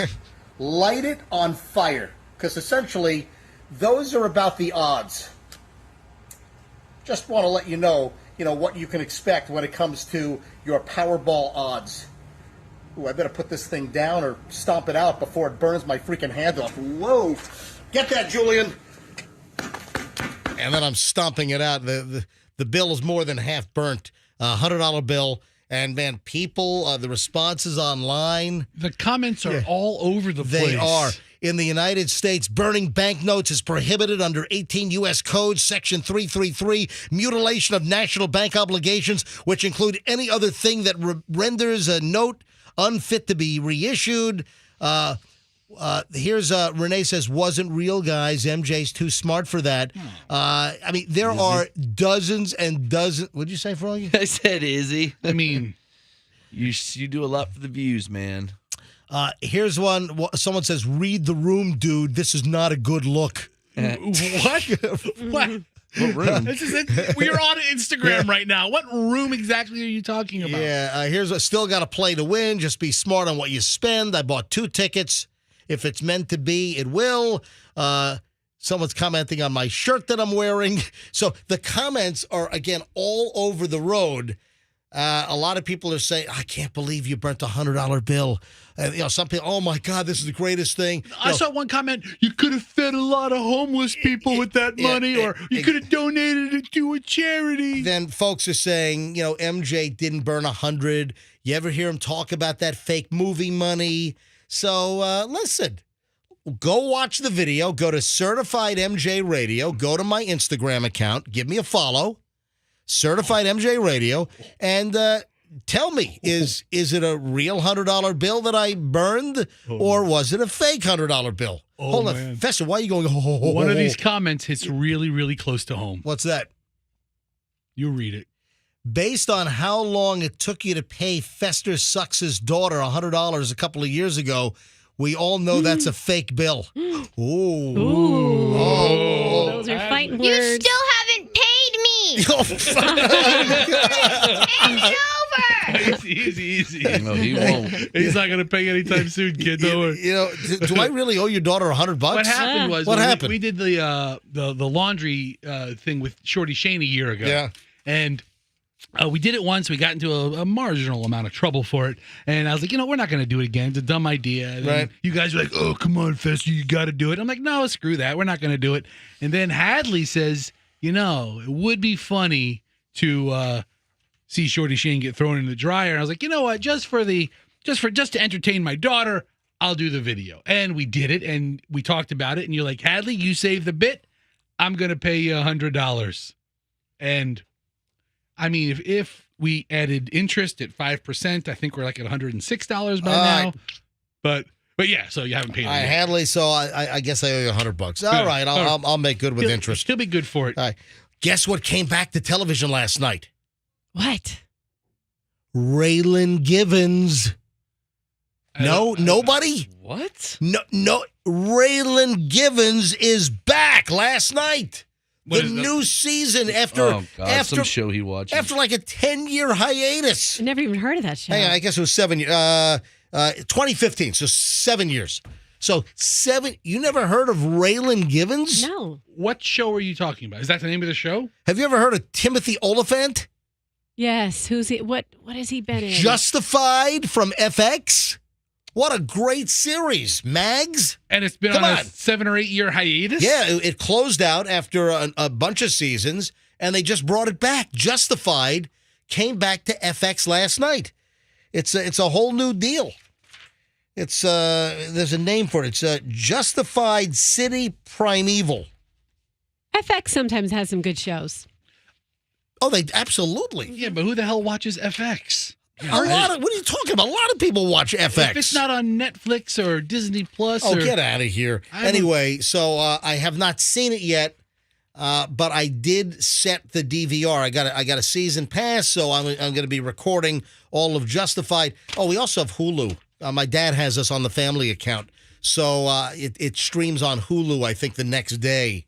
So, but yeah, Justified is back. I'm thrilled for that. Very excited. That's unheard of for a show to have a successful run and then not be broadcasting for 8 years and then make a triumphant comeback. I've never heard of a show do that before. Hawaii 5-0.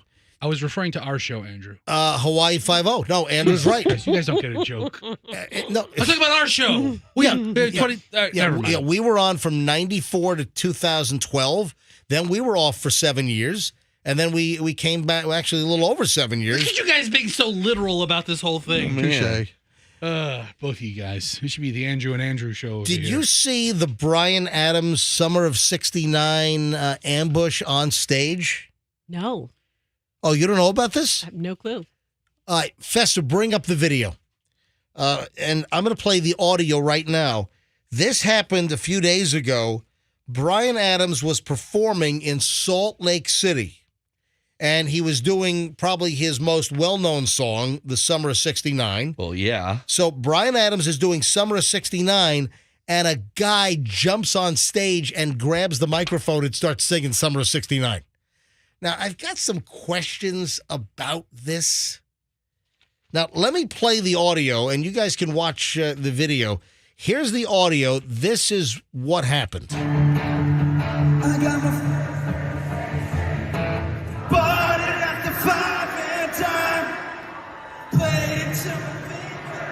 and then security hauls him off. All right, you hear that? A guy jumps on stage and grabs the microphone, and then security in red shirts run onto the stage, and they haul the guy off of the microphone. Guy's hysterical. He was doing good. All right, you think that's real?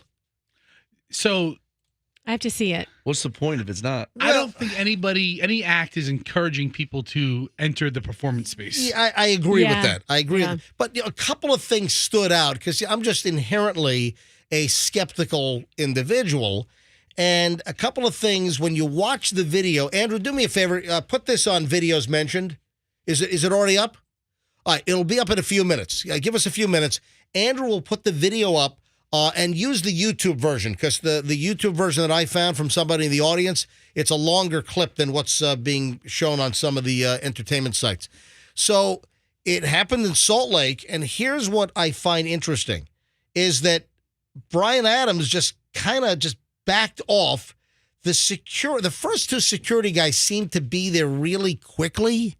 And then that's what those guys are there but for. But then Bryan Adams, he didn't miss a beat. The drummer was right there on beat, picking up after. That was weird. You would think everybody would stop. Yeah, I've seen people rush stages and they stop playing. Yeah, and they get hit with a bass guitar in the head. It just seemed a little bit expected. I could be totally wrong. Here's the audio again against Salt Lake City.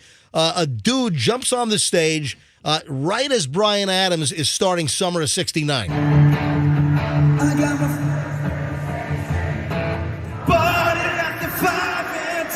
That's the guy. There's security. They take him away. All right, so then Brian jumps in, and then the drummer hits on beat. He hits the snare. It sounds just it sounded just a little too perfect. I don't know. A little manufactured. Yeah. I don't know. That's a good question, MJ, but I feel like maybe just they're in the zone, they're performing, and the show must go on. I mean, he It's stepped pros. back and let the guy get to the microphone, watch security do their job. Yeah. And he got right in there. Again, listen, I think it's a fun clip. And the video, is it up, Andrew? Did you get it Yes. up? All right, if you want to see the actual video of the audio, go to mjmorningshow.com. Top of the page, click on videos mentioned, and we have the good link, the best link, the longest cut of this. Yes, Andrew. I just think if it was fake, it wouldn't have worked out so well. See, you know what I mean? It worked out too well to be set up. I feel I think that's the antithesis of what I'm saying. I think it worked out too well to not be set up. All right. Hey, I could be totally, completely wrong. Here it is again. All right, so they're starting with the intro of the song. You got a 5-second intro to Summer of '69 before Bryan Adams starts singing. So he starts singing, and then he has the audience. He has singing a little bit. How artists let the audience kind of fill in the holes.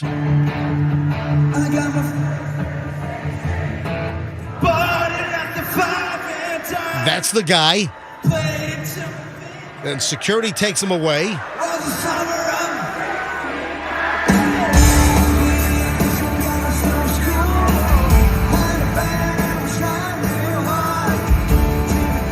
One thing he has going for him is the fact that the whole audience is there, and they just follow the audience. Yeah, listen, I'm just pointing it out.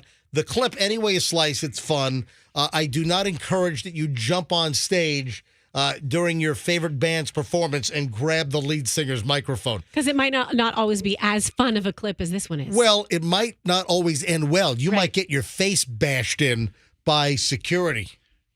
I mean, look what happened to Britney Spears with that rookie basketball player. She got slapped down. She got slapped in the face. All right. That was just walking wherever the hell they were. Was that a casino? Yeah. Did you see, speaking of things that happen on stage, did you see the Miranda Lambert kerfuffle? You know what? I have that in my pile. She got all pissed off because people were taking selfies in the audience. No, the picture's pretty ridiculous. It's like 8 girls, like right in front of Miranda Lambert, turning and with their backs toward Miranda. And Miranda's like right in the middle of the photo, and she's singing like, some hillbilly song, whatever she sings. Have you seen the selfie? It's obnoxious. Why didn't she kind of like just bend down, get in the shot even better, and kind of play it up? Because the whole selfie culture has, engulfed humanity, And that's kind of what's making her popular, just people going to her shows and paying all kinds of ridiculous. It's like $700 a ticket to see this. She's a curmudgeon. But she stopped the show, right? Yeah. Right, so this is video of that, right? Yeah, she's singing something like about a broken down pickup truck. Hold on. Are you playing? What are you playing there? I got Bryan. Shut Bryan Adams down. All right, here we go. All right, play Miranda Lambert. Go. Stop right here for a sec, Danny. I'm sorry. These girls are worried about their selfie and not listening to the song. It's pissing me off a little bit. Well, they should have had the captions on there. What'd she say? All right. Okay, so this was put up by somebody else who subbed over it. Somebody overdubbed it. Okay. But she stopped the show, right? Yeah, so she's singing her song about, my mama didn't know how to read, whatever country music is about, right? My mama broke the screen door. Yeah, something about whiskey. You see that video that's circulating where the lady falls through the screen door with the deputy sheriff's outside? Yeah, I sent that to you. Well, everyone right sent it when to he me. comes out. my son Julian sent it to me. That video's flying all over the place for the last 10 days. Anyway, so where was Miranda Lambert? Because I have the story. I had this earlier in the week. I just didn't get around to it. Miranda Lambert wants people to listen intently during her concerts, which she made clear at her concert in pretty dramatic fashion. The country singer was performing at her Vegas residency Saturday night, and right as she was about to launch into the song Tin Man, she hit the pause button to address some ladies near the front who were apparently snapping photos of themselves. And she just stops the show. Did you see the picture? Look at this. So then there's this picture of all these girls in front of Miranda Lambert, and she's like inadvertently just in the middle of the whole action. And now the girls are saying they're going to never go to a Miranda concert again. They're all like, yeah, I mean, it's really a bad taste. I mean, your fans are there to have a good time, regardless of what that looks like. And they got front row tickets just so they could do that. I'm holding it up to MJ TV right now. If you're watching, this is the picture of Froggy's phone. What? You girls are pissing me off. Hey, what's the number of this phone I'm holding right now? I don't even know Froggy's number. I don't know Froggy's. For everybody knows mine, but I don't know Froggy's number. Look how dressed up they are. I was giving Fester a chance to give Froggy his I don't even know his comeuppance. No. Yeah, but you don't even know. You know, it's weird. I don't know anybody. I know my wife's number. I know MJ's number, and that's it. I don't know anybody else's phone number. Yeah. A couple of quickies here. Let me roll through my insurance issues. I talked about this on the program. My homeowner's insurance is a freaking mess. Florida is a mess. And again, don't cry for me. I'm not looking for any damn sympathy. I'm just one of millions of Floridians. I'm just a name in the hat with all the other Floridians that are having homeowner's insurance problems right now. So,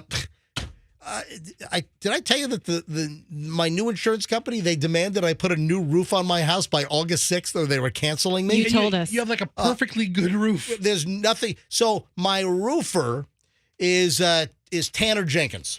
Tanner Jenkins used to be part of his family's roofing company, Quality Roofing. Tanner then went off on his own. So I've been using, Tanner Jenkins. Now it's like Jenkins Roofing. I've been using him for a while.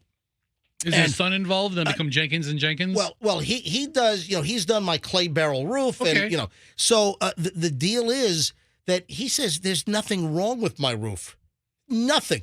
So I had a few cracked tiles because I've got a natural ceramic clay tile roof, and those tiles will get cracked. Dude, those are decorative. I have a kiln. If you want to borrow, I have access to a kiln. All right. Hang on a minute. Let me tell you right now what happened. So the insurance company, I got canceled by my insurance company of 13 years. I was with AIG. AIG is like, this AAA rated insurance company. They dropped me. 0 claims. They dropped me just because of Florida exposure. They try to say they dropped me because I was late on a payment in 2019. Can you believe the balls on them? Can you believe the nerve that they sent me a letter? We're dropping you for late payment in 2019. I'm like, are you kidding me? They just needed something. I guess if some insurance commission went. So the total BS. The fact is, and we found out, they're dropping higher risk Florida policies because of what happened with Hurricane Ian in Southwest Florida last year. So they're lightening their load and their exposure. Everyone is doing it. Florida's a mess. You've got farmers.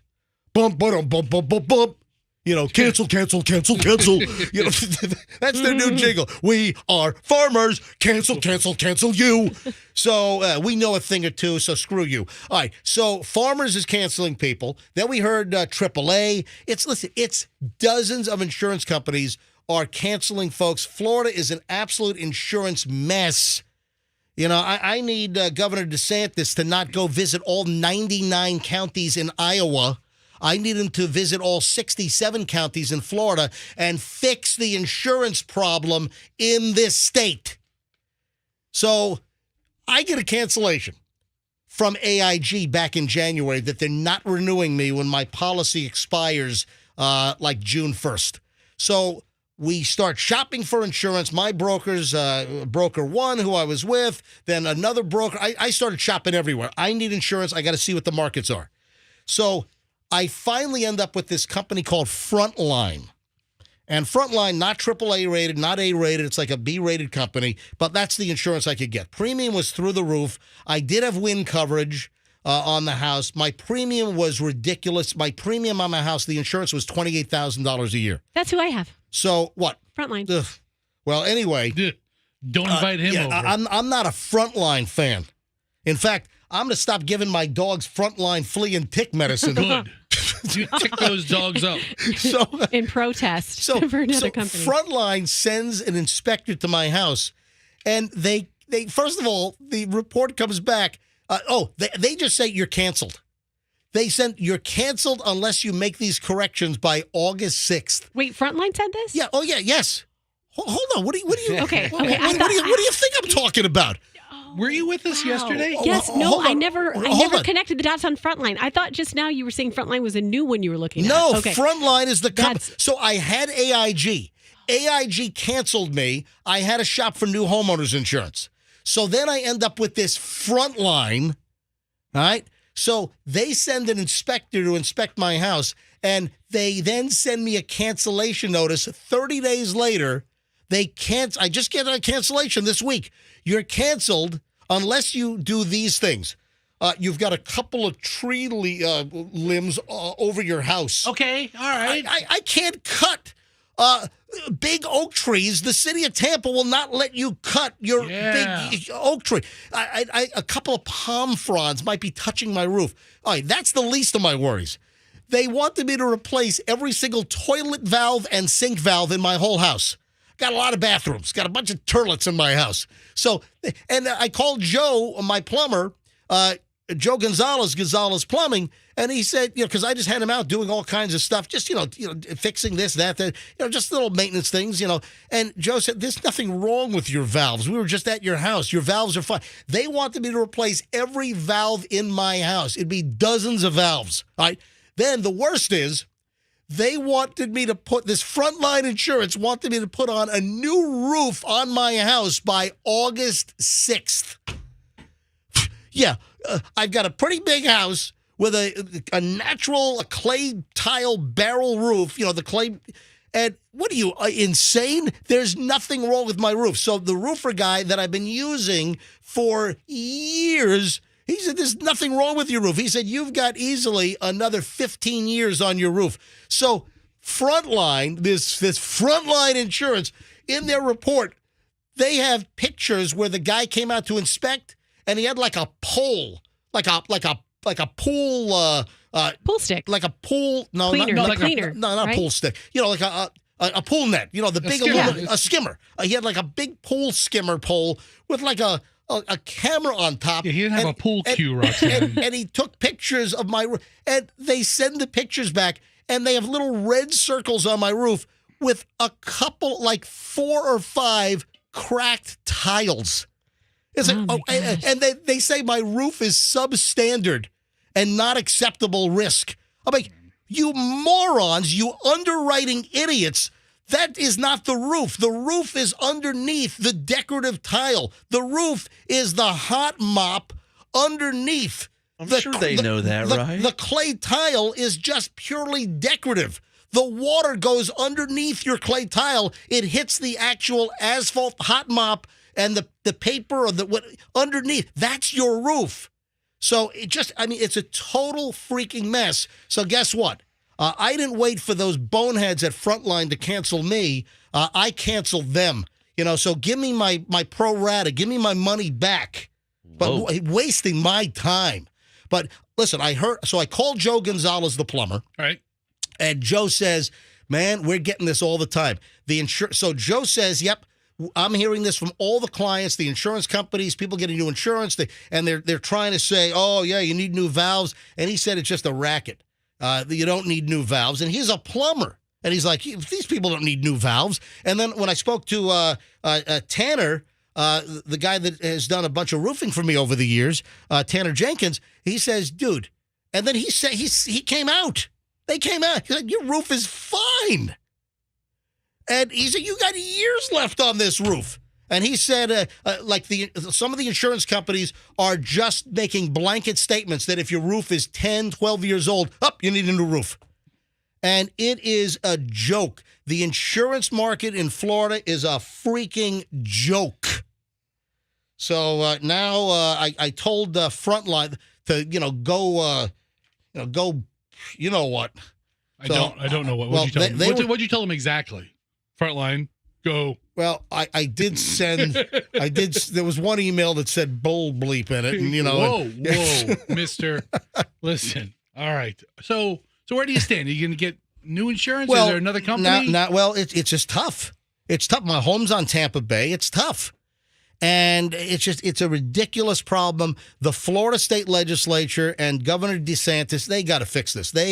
This is what we need our government to do, and not worry about all these, culture war issues. Let's fix the stuff that really affects like all Floridians, and this is one of these. I don't know. I really would like to see the governor and Mickey Mouse in the same courtroom. Oh my God! I mean, all right. So when we talked about this earlier in the week, we went to phones. The phones blew up. I'm not going to take phone calls here, but the phones have been ringing off the hook. But I don't want to take calls right now. I got a lot of other things to do. Listen, don't cry for me. I'm not special. I'm just one of millions of Floridians. I'm just another name that's having the same old problem with homeowners insurance in the state of Florida. When I refer to MJ as special, it's usually more like being on the spectrum type special. Jeez. That's good, Fester. I mean, I have to make a joke somewhere in all this insurance stuff, but MJ, listen, a lot of people are dealing with what you have going on. That's right why now. I'm bringing it up. I know. This is topical. Please take a photo of our water heater and send to insurance company. I do not want to get canceled. All right, so that's another thing. That's another racket. They're making people put new water heaters in. Sorry, was that on air? Yeah. Oh, whoops, sorry. I thought I was texting Doug telling him to please take it. You're holding your phone into the microphone and you're talking. She reached over for her mic button and hit it, but she hit the wrong one. Oh, okay. She turned it on twice. See, the red light means it's on. When the red light is off, it's on. Thank you. There you go. I saw her reach over and hit it, but anyway. But that's another thing. They didn't bust me on the water heaters. They probably would have loved to, but I have 2 water heaters that are in the garage. And, they're elevated above the flood level. My house sits at, 11 feet, 2 inches above. So my water heaters were okay. But I heard the same thing, that the insurance companies are like, also, that's a big hot button is your water heater. Change out your water heater. No, they're asking us to do that right now. Oh, really? That's why I sent that message. So, and you've got this front line? Yes. They want pictures. They want photographs. They want evidence. So you're getting hassled by this front line also. Yes, and I keep delegating, and I it's had not getting done. I had them for a month and a half. I had their insurance for 1 month and a half, and I just canceled them. And I told my agent, I said, get my money back from these. They're probably going to cancel me for being associated with you. Exactly. Yeah, oh, yes, what a Roxanne. mess. This is front line. Front Do you know line. this guy? You're out. All right, moving along. Hey, a little update. Novak Djokovic, who lost Wimbledon to the new 20-year-old Spanish sensation. Alcatraz, right? Yeah, it's Alcatraz and Djokovic. No, it's Alcaraz. It's not Alcatraz. Got into a fight with Froggy on that earlier in the week. Djokovic, when he smashed his tennis racket, he's been fined $8,000. So that's a record fine? Well, that's the price of the racket, probably. $8,000 is a record fine? What kind of wimpy freaking fines do they have in tennis? Yeah, remember John McEnroe used to headbutt referees. He never got... He's like, $50 fine, Mr. McEnroe, for the headbutt. Ridiculous. But I'm bringing this up for 2 reasons. So Djokovic, who smashed his racket in a fit of rage over the weekend, was it on Sunday, $8,000 fine. But I had this other item, and I had it buried in a pile. But it is so creepy, I wanted to bring it up because it's also Wimbledon related. You remember last week when we had the breaking news that sicko doctor that was molesting all of the young gymnasts? Yes. Mm-hmm. That Larry Nassar? Who I had no idea he was in the state of Florida. Oh, yeah. I didn't know that. I thought he was stuck up in Michigan somewhere. I had no idea he was here either. But Larry Nassar, the molester who molested hundreds of girls, these gymnasts, Larry Nassar serving his federal time at the Coleman Penitentiary up in Sumter County. Oh, so 2 things. One, I had no idea Larry Nassar was in Ocala area. Yep. I had no idea that Ghislaine Maxwell is in Tallahassee. Yep. I had no idea that the state had so many notorious and people. Jeffrey Epstein didn't kill himself. Just kidding. He didn't. I think he did. My wife doesn't think he did. I don't think so. I think he hanged himself with his bed sheets. No. Anyway, so Larry Nassar didn't get to. I had this sitting in my pile all week, and I meant to bring this up. and it has to do with Wimbledon. Do you know why Larry Nasser was stabbed by a fellow inmate right up the road at Coleman Federal Correctional Institution in Sumter County? Because he molested 500 girls? Well, I think that probably added to it. But Larry Nasser was stabbed in his cell because he lewdly told other inmates that he wanted to watch Wimbledon so he could leer at female tennis players. What's the matter with this guy? How creepy is this dude? They get to watch Wimbledon in prison? I guess so. That's awesome. An inmate repeatedly stabbed dirty Dr. Larry Nasser in his cell because he lewdly said he wanted to leer at female tennis players during Wimbledon. What a creep. Shane McMillan, who has priors for assaulting a corrections officer and attempted murder, took umbrage with the serial sex abuser's remarks and attacked him with a crude shank. What a sicko. He was, stabbed like 10 times? Larry Nasser? And the guy survives after molesting. And listen, famous gymnasts, Olympic gymnasts he molested. This, sicko. He's a dirtbag. Yeah, obviously, if he's saying that he wants to leer at the female tennis players, I mean, this guy's not rehabilitated. He's not even remotely rehabilitatable. Can you imagine, like Jared from Subway going out with this guy, just kind of hanging out, little boys' weekend? Can you imagine those two? No. Yeah, exactly. Absolutely. So the Barbie deal. The movie? Yeah, I want to hear your take on this. Well, first of all, I have no desire to see Barbie. It's just not even remotely on my radar. If the Barbie thing is your deal, I encourage you, different strokes, different folks. I would never dissuade you, the MJ Morning Show listener, from doing or seeing or participating in or enjoying what you like. Just because I might have an opinion, just because I'm very vocal or obnoxious about something, it doesn't mean that you shouldn't do it. But I'm just saying that as far as I go, I have less than zero interest in Barbie. It just doesn't do anything for me. I have no desire. When it comes on streaming or whatever, I don't think I'll watch it then. There is just nothing that's attracting me to see this movie. See, and I feel like it has mass appeal. It's attracting everyone. Like kids want to see it. People who like guys want to see it for Ryan Gosling. People who like girls want to see it for Margot Robbie. So it's got like mass appeal. Am I the only one that wants to see it for the Ken Junk scene? I have to know how that goes down. It just looks... That's the only reason why I want to see it. How do they handle that? Ken Jong? Ken's junk. Oh, Ken's junk. I thought you were talking about the famous Korean. I thought you were talking about the Korean actor in the Hangover? The Hangover, the Vegas movies. Okay. I want to know how they handle Ken Jong. The Asian comedian guy that everyone knows his face, but not many people know his name. Ken Jong. Did I see also? I think I saw a billboard. I think Ken Jong is going to be at the Hard Rock. That's cool. Hey, Andrew, look that up. Seriously, I think I saw a billboard for Hard Rock Seminole here in Tampa that Ken Jong, he's a comedian. He's a doctor. Yes. Yeah, Ken Jong is a medical doctor that said, screw this, and became a funny actor.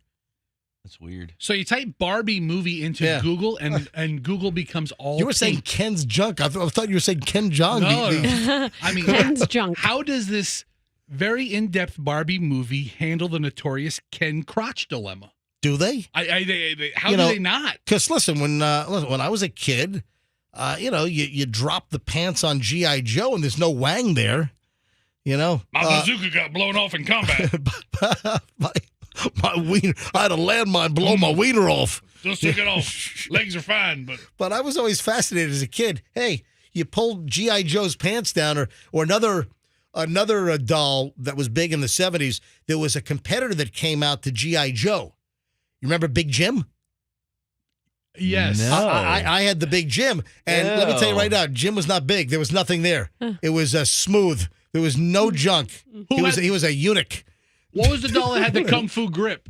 That was G.I. Joe with the Kung Fu grip. Nothing to grip. Nothing to grip. Not a damn Plus, thing. I used to have the $6 million man, bionic man doll, and That thing, you'd roll up. There was like latex, like skin on his arm, and you would roll up his arm, and you'd see the electronics underneath. Man, that was cool. But you couldn't roll down his waistline and see a robotic wiener or anything. But apparently, with the $6 million in the accident that he was in, they could not rebuild his wang. Oh, we're going to rebuild you better and stronger, except for your wiener. With no wang, though. You will have no wang moving forward. Do you have the sound effect of isn't that your bank or something? I just asked. Oh, did you? I just asked Andrew to bring up the bionic wang noise. There we go. Look at my wang. I take a Viagra, and this is what happens just a few minutes later. I wonder if any toy in history has actually had a wiener. A genetically correct wiener. Yeah. Oh, or doll. So I don't think this. I mean, are they going to address the smooth front? That'd be the only way I'd go to see this movie. Which really makes me sound terrible. All right. Now, I see one review for Barbie, and it's good. By the way, Andrew is telling me that on the Rotten Tomatoes meter that the critic is 80%. Andrew, hold on a minute, Andrew. Just put your mic on. Yes. All right. So what is the critics rating on Rotten Tomatoes? The tomato meter gave it a 90%. What about the audience score? It has no score there yet. No score yet. It's not open yet. Oh, that's right. It didn't. Well, haven't there been some? I guess maybe there are no sneaks yet. All right. So, New York Post Barbie review: Margot Robbie's Mattel movie is lousy. That's the headline from New York Post. That's what I expect from some hoity-toity New York newspaper movie critic. The packaging of Barbie is a lot more fun than the tedious toy inside the box. That's how the review starts out. So that's New York Post. But then USA Today, Barbie review: Margot Robbie, Ryan Gosling dazzle in hilariously heady Toy Story. So you got two different reviews. USA Today, New York Post, two different reviewers. One says lousy, and one review is saying that it's hilarious. And Barbie has 3.5 stars out of 4, according to USA Today, while the New York Post movie critic is panning the thing. Ooh. We got an 86% on Rotten Tomatoes. What does that mean? Is that good or bad? Hold on, dude, are you listening to the show? Well, I'm looking it up right now. I'm reading it. Yeah, Andrew just gave this information on the air. Is that good, though, or bad? I'm asking you. Oh, well. It's pretty good, No, yeah. 86% is good. What's it rated? If it's a Rotten Tomato, 86% of it is rotten. Isn't that bad? No. It's 86% is good. I don't understand. Where do you get the Rotten Tomato if it's like, what, 50 or under? Is that it? Is that where the Rotten Tomato comes in? All right, so Hadley wants to see this movie. Oh, boy. Honestly, I'd still eat the tomato. Nobody's making tomato jokes, kid. Nobody gotta work on timing. She'll eat the Rotten Tomatoes. All right, are you hungry? We're talking about the Barbie movie, and Uncle Froggy brings up Rotten Tomatoes. Hadley, is Daddy feeding you? Or are you hungry? Oh, he's feeding me. All right, just checking. All right, listen. So Hadley, every time the commercial comes on, she's like, "I want to see this. I want to go to this movie." I'm like, ugh. It looks so cartoony and cheesy and bad. Did you hear that when they made this movie that I think this is put on, but there was a shortage of pink paint nationally because the set called for so much of it? I think we did that story like 6 months ago in some entertainment splotch that we did. Splotch of paint. Yeah, and then there were like a whole bunch of Barbie events that started here in the Tampa Bay area. Oh, they're going. I saw one over the weekend where it was a pink car party. Yeah. I mean, there were a bunch of events. So Froggy went with his pink car. Yeah, I wish. There was something at Armature Works last weekend. There was a Barbie beach party, I guess, Monday at the Holiday Inn Express in Spring Hill. Dude, that's a party. That was Monday. And then, let's see, this one. Oh, the Grove. The Grove is going to have a Barbie-themed pajama or costume night tomorrow, the 20th, at the Grove in Wesley Chapel. Yeah, we did a story about it online. So go to the Grove 16. The Grove 16. Yeah, the Grove 16, the movie theater. They're gonna have, I guess, for the movie opening or something. We have a list of all those events. If you go to mjmorningshow.com, there's a mermaid-themed Barbie art show. There's every Barbie event you could imagine. Malibu Barbie party at event venue in Newport Richie, Tampa Roller Derby Barbie Night at Skate World Tampa. Oh, I love that place. Pink Festival at the Grove again. A Barbie rooftop party at the Luna Lounge on South Howard. There's like all these Barbie events, and I'm not going to any of them. Oh, you should. Break out a... Do you even have a pink shirt? No, I don't have a pink shirt. No. I do. You do. You also have a couple of other things like Ken. Smooth crotch. That's right. Yeah, I said it. Froggy's got a whole smooth crotch area. All right, 8:44 at the MJ Morning Show. Yeah, so listen, I'm not into the whole Barbie deal. Hey, when we get back, are you guys aware of the bleach fraud? No. Do you remember that it's like the Righteous Gemstones of Bradenton? Did you... By the way, that's hysterical. Has anyone started watching the new season of Righteous Gemstones? So I haven't yet. Oh, my God. The last episode from Sunday night? Holy... The most male nudity I've ever seen. The craziest... hang on a minute. And then we have this local story with the religious family, and they were selling bleach that you were supposed to take to kill COVID. What? Oh, you don't remember this? Oh my God. Oh, I'm telling you, it's like Righteous Gemstones right out of Bradenton. Hold on. I'll get into that. Fester, we've got more snack stories for you coming up. Fantastic. We also have some breaking snack news, MJ. Oh, really? Yes. Wacky Jackie has picked up the Hostess mashup for us. Oh, my God. Look. Wait a sec. We're going to bring in Wacky Jackie, who was not fired last week, in the next segment. So Wacky Jackie must have stopped at Walmart to get the exclusive Ding Dong Twinkie mashup, which we talked about earlier. All right, hold on.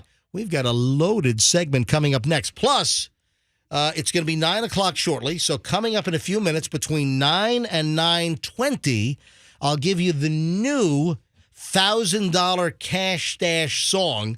And I'm going to give you the title to listen for. Keep listening once we tell you what the song is in a few minutes. When you hear that song play, you'll be the 7th caller. And caller 7 wins $1,000. It's the MJ Cash Stash. Another $1,000 today, another $1,000 tomorrow, another $1,000 on Friday. Then $5,000 more next week and the week after. It's all exclusively on Q105, and your chance to win another $1,000 today. Details coming up next. All right, so we'll start another chunk of the MJ Morning Show in minutes, folks. Do not move.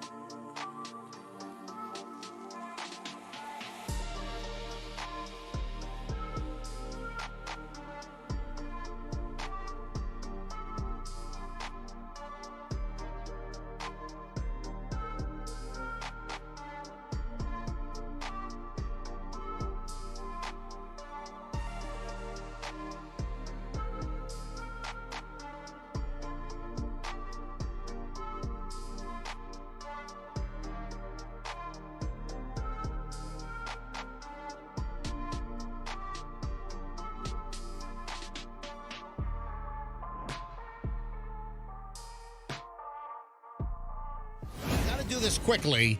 Wacky Jackie, get on mic number 4. So Wacky Jackie's in the studio. It's the MJ Morning Show here on Q105. And Wacky Jackie, you have a sales meeting at 9 o'clock? Yes. And that's 2 minutes away. Yes. Also, you know what happens at 9 o'clock? Oh, the window opens. Yes, for me. To win MJ's cash stash. Well, because I'm going to reveal the next song. So between 9 o'clock and 9:20, coming up in minutes, I'll tell you the new Cash Stash song, and when you hear it played later on, be the 7th caller, win $1,000. But you got to know what song, and I'll give you the song in just a few minutes. So, Wacky Jackie, you were listening to us earlier today. As you know, as you say all the time, I hang on every word. Yes, you do. And I heard this thing about the Frankendongs. So I I don't know that Frankendong is I think the name. that's the best name for it. That's what they should have called them. Well, Frankendongs. Here, hand me the box. I'm handing it. Oh, this is great. So earlier today, we were talking about Hostess and a special new mashup. They've taken the Ding Dong and the Twinkie and they've smashed them together. And you have essentially a Ding Dong outer chocolate coating with the Twinkie inside. And they're calling it the Ding Dongs and Twinkies mashups. Delicious Twinkie cake covered in Ding Dongs fudge. And I think it's a Walmart exclusive. It said it's available at Walmart, so you stopped at Walmart. I did. They only had 2 boxes left. Now there's only 1. They were Really? flying off the shelf. Oh, my God. I know. I was glad I went early. Which Walmart? The one over on Gulf to Bay. Wow. All right, so it's just a chocolate-covered Twinkie, it looks like. So hang on. I'm opening up the Ding Dongs and Twinkies right now. It's a chocolate-covered Twinkie shaped like a ding-dong, ding-dong. So I'm holding it up to MJTV. Let me pull the zip tab. I think shaped like a ding dong is misleading. Oh, it's not shaped. Well, shaped like a ding-dong snack. Yeah, that's what I'm saying. You need to add the word snack. That's why I call it Frankendong, and I still think let me I should open Photoshop Let me that. hand everyone. Roxanne, here's one for you. Can they get any smaller? Wacky Jack. They are pretty Thank small. you. This is a small ding dong. Hey, That's just a ding. That thing stinks. Talk about micro. Yeah, what size do you like your ding dongs? As big as your hand? Yeah. Jackie. Fester, there you go. There you go. Hadley, you ready for a ding dong? There we go, Hadley. Froggy, Good there you go. catch. All right. And here's mine. Everyone, let's open your pack. Oh, Andrew, come on over here. Andrew, I'm sorry. Get your ding dong, Andrew. Andrew, you deserve a Let ding me dong. throw you my ding dong. Here we go. Andrew, go on back into the booth. Looks like what my dog dropped in my bedroom These are last a night. lot smaller than I remembered them. These have shrinkage. There's no doubt about it. You know, there's not We've enough. got ding dong shrinkage. It's like George Costanza. All right, here we go. I didn't say to eat them yet. Oh, my God. You said open them. The thing that happens after you open it is you put it in your mouth. Everyone, open it up and everyone try your ding dong. Here we go. Your ding dong Twinkie. I mean, it's a little spongy. It's not horrible. Not good either. It's Stop better than eating so Twinkies. loud. Chewy. You know what? It is true. You know what? I it would is? just eat the cream part. That's the part. Ugh, I like. Yeah, just give me a straw. You know what the deal is? No, it's good. I actually like it. It's good. But you know what? They're skimpy on the cream. But here's the deal. Gross. The fudge outer coating overpowers the Twinkie flavor inside. Yeah, So I think you're right. Too much I think that's a good chocolate. So assessment. you really don't get the Twinkie flavor per se. You get more of the ding dong heavy outer fudge coating. I don't like it. I think it's good. I think it's good. I don't like it. I just don't think the Twinkie is very defined, is what I'm saying. No, Yeah, I that's think you're probably right. why they're good. I don't think I like chocolate. Okay, anymore. you said I don't like it. I don't like it. I don't like it. Like I don't like you. I don't like you. You said like 14 times. I wish Spit you it were out. chocolate covered. He spit his out. All right, so Wacky Jackie, it's 9:02. You better hurry to your sales meeting. Go. All right? Have a good day. I love you guys. Thank you, Thank you, Jackie. Wacky Love Jackie. you. Thanks for bringing in the Best, ding I don't dong like it. Twinkies. So they just, what is this if I want to tell people to buy them? It's just ding dong and Twinkie. That's what's on the box. It's Rather have a It Twinkie. literally has ding dongs and Twinkies in the look, box. It says Ding Dongs X Ding Dongs by Twinkies. It's Ding Dongs X Twinkies, so it's the mashup. okay. And it has the Ding Dong logo. It has the Twinkie logo on the. You can't miss the box. But apparently only Walmart has them. I guess Okay. so. And apparently Froggy, for the 25th time, Rather have a fudge round. Yo quiero Taco Bell. Told you I have a lot of food stuff this segment. So why am I playing this? Yo quiero Taco Bell. Tell you why I'm playing it. Because that whole Taco Tuesday, that whole federal trademark deal, there's a resolution. Is your daughter throwing up? No, Roxanne threw hers and missed. Roxanne, there's a big ding dong ho ho mashup thing on the floor here. She just stepped right in. She just mashed it. Look, stepped it like doggy do. Well, She Roxanne mashed threw it the at our- mashup. All right, we have a mess in here. That's all. We have Hadley, thank you Don't for worry about cleaning. that, Thank Hadley. you. I'll clean it. We have an update. You remember that Taco Tuesday deal with Taco John's? And Taco Bell wanted to be able to use Taco Tuesday. Well, guess what? Taco John's, this smaller taco chain, smaller than Taco Bell, but still a lot of locations apparently for Taco John's. They had the federal trademark on Taco Tuesday for like 40 years. And they gave up. They actually relinquished the trademark, saying that the fight against Taco Bell was too expensive. That's what happens. Yeah, Taco Bell prevailed on Tuesday. Get it? So Taco Bell. What? So really, the ruling comes out on Tuesday, on Taco Tuesday. So these guys had the trademark, and it doesn't even matter because Taco Bell just bled them dry. I A guess. bigger company outsued them. You know, that's a good point right there. So here's the deal. Not cool, man. Taco Bell prevailed on Tuesday in its self-described bid to liberate the phrase Taco Tuesday, as competing fast food chain Taco John's told the U.S. Patent and Trademark Office it would abandon its federal Taco Tuesday trademark. Taco Bell had asked the office in May to cancel the trademark, calling it a common phrase that Taco John's had monopolized unfairly in the restaurant industry. In a statement, Taco John's CEO Jim Creel, so it's not Taco John, it's Taco Jim. Jim Creel said, "We've always prided ourselves on being the home of Taco Tuesday, but paying millions of dollars to lawyers to defend our mark just doesn't feel like the right thing to do." Oof.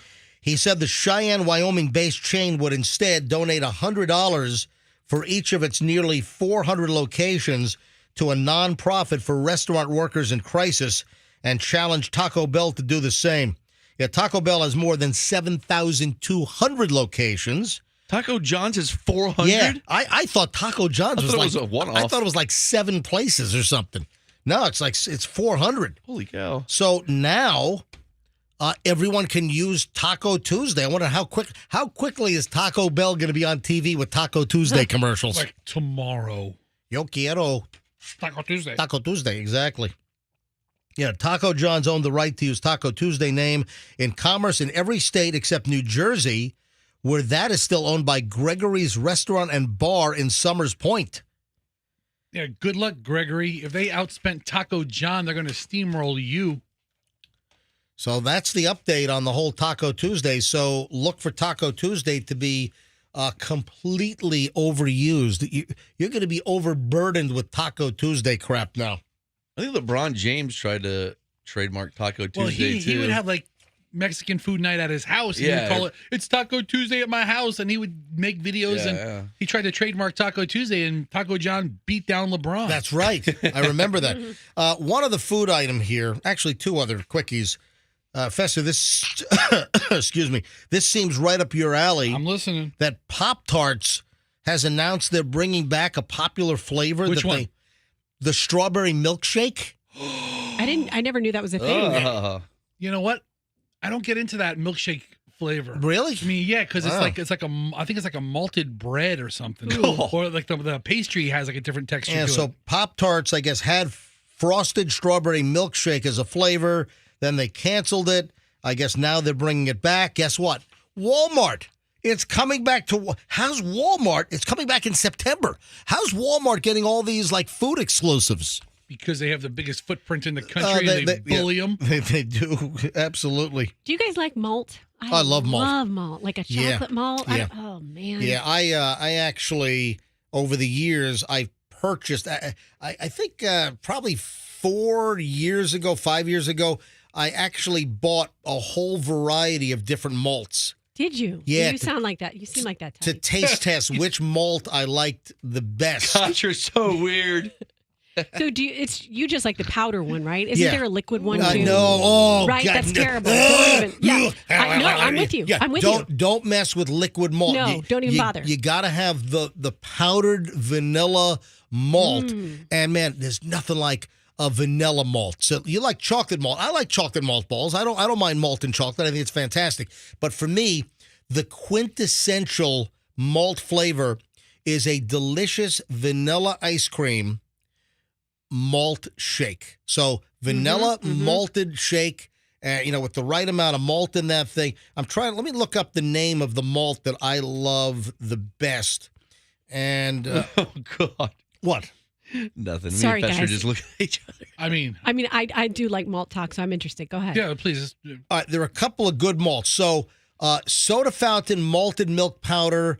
It's the Soda Fountain brand. Soda Fountain brand malted milk powder is fantastic. I'm looking at Amazon because they have everything. And then also the Hoosier Hill Farm dry malt. That was also pretty good. And then there's also there's like a British malt, which I thought was pretty good as well. And listen, the Carnation's not bad. The Carnation malt that you can get at the regular supermarket is okay. But no, I love the flavor of malt. And then one other food item here, and I'm not going to even mention what I'm just. Why the hell is it a story that, hey, breaking news, the Cheesecake Factory debuts another flavor of cheesecake? Why is that a story? Because don't they have like 50 different flavors of cheesecake? Well, 51 now. Or whatever the hell it is. I mean, I'm sorry. It's the 30th flavor. I'd say it's too many. Their menu. How does that kitchen operate? That is like one of the seventh wonders of the world. Now, I haven't been to Cheesecake Factory in a while. But, they're home to like the 17 billion calorie like fettuccine, right? Aren't they? So good. Good stuff. Yeah, with a lifetime supply of like fat and sodium and all that stuff. Listen, if you went there, you'd have a good time. They got something for everybody. Listen, I was at the Cheesecake Factory last over at the International Plaza probably 10, 12 years ago. It's been a while. But I'm still trying to figure, their menu is huge, though. It's daunting. And I think that the menu's even gotten bigger since I was last there. I mean, it's you got to take an hour out of your life just to go over the menu. And you know what's funny is Cheesecake Factory is like one of those places that you would go for maybe like a business luncheon or networking luncheon, and then you feel so awkward because you've got to pause and not talk to the person you're with for about 15 minutes. No, while you 45 minutes. No, but seriously, while you look through the menu. How does that kitchen operate and make that much stuff? How can you, how do they know? How does the staff know how to make the 12,000 items that are on their menu? How do they know how to do that at Cheesecake Factory? Yeah. Got to be a special chef. It takes years. All right, so I'm online on their menu, and it's taking me 5 minutes just to scroll through the whole thing. There's hundreds of You're going to break the mouse. You're scrolling so much. Their menu is actually a PDF file I have to Guess download. what? You know when companies test products? Like Ford or Chevy, they'll have a machine that opens and closes the door, Right. or it simulates like sitting in the seat over and over again to check on wear and tear. If you're a mouse company like Logitech or something, right? Just have your device scroll the Cheesecake Factory website to see if your scroller thing will last.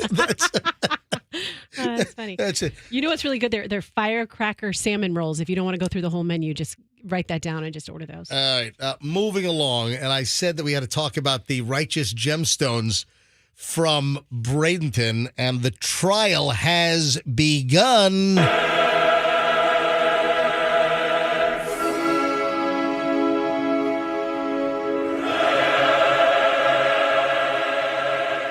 And of course, that's the Righteous Gemstones. Man, folks, if you're not watching Righteous Gemstones, you are missing out. Now, you got to have HBO or HBO Max to watch it.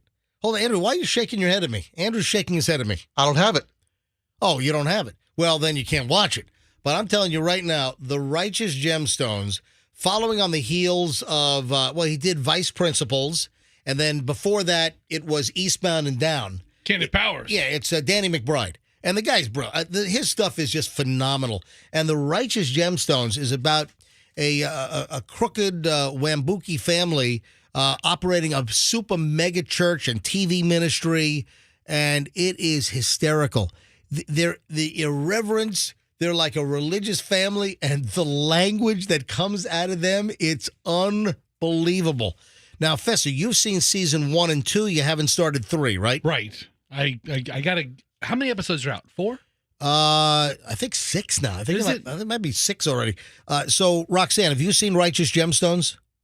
I have not, but I've heard all about it from you guys. Froggy, have you watched any Righteous Gemstones? I watched 2 episodes. Then I got tired of it. What do you mean you got tired of it? How do you get tired of it? You know, my attention deficit. It's hard for me to get hooked. It's real hard. Man, I'm telling you.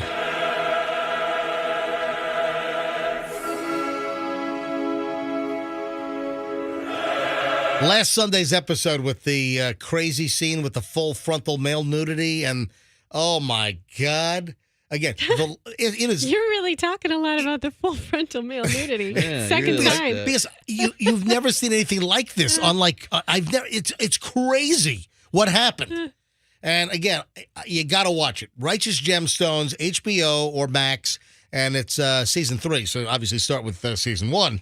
But the reason why I'm bringing it up is because the story out of Bradenton, which kind of did emerge during COVID. It's like the Righteous Gemstones of Florida. A jury trial began earlier this week on Monday in Miami for this Florida family accused of running a church and selling a bleaching agent as a cure for COVID-19. Mark Grennan, it's the Grennan Stones.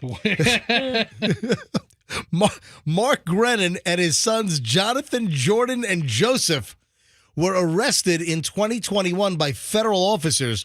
Prosecutors said the Grennan Stones, sold a product called Miracle Mineral Solution. Oh, God. Nationwide through the Genesis 2 Church of Health and Healing in Bradenton, right down here in Bradenton, as a cure-all for several diseases, including cancer, AIDS, autism, and COVID-19. What? The family had been ordered to stop selling the substance by a federal judge, but prosecutors say the family ignored that order, leading to the arrests. Mark Grennan was arrested in Colombia, and that's not Colombia, South Carolina, folks. We're talking like Medellin, Colombia, and extradited to the U.S. back in 2022. The Grennans have all been charged with conspiracy to defraud the United States and criminal contempt. The FDA said the solution sold by the Grennans became a bleaching agent when ingested. The chemical was used to treat textiles, water, pulp, and paper. Drinking the chemical could be fatal. That's not a good combo. But prosecutors say the Grennan said the product was safe to ingest, even for children. It's the Grennan Stones, and they're on trial now for having people drink bleach or take a bleach during COVID. It cures COVID. It cures autism. Cures AIDS. I mean, this does sound like something Baby Billy would promote. I'm telling you.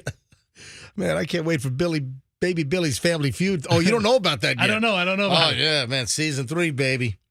I hope that thing goes on till season 6, 7, or 8 or something. But the trend now is to end these shows after like 4 or 5 seasons. That's what That's what Danny McBride always does. Yeah, so that's like 3 seasons and he's done. Yeah. I hope it's more than that. So that's the deal. Oh, it's 9:16. So let me give you the $1,000 song.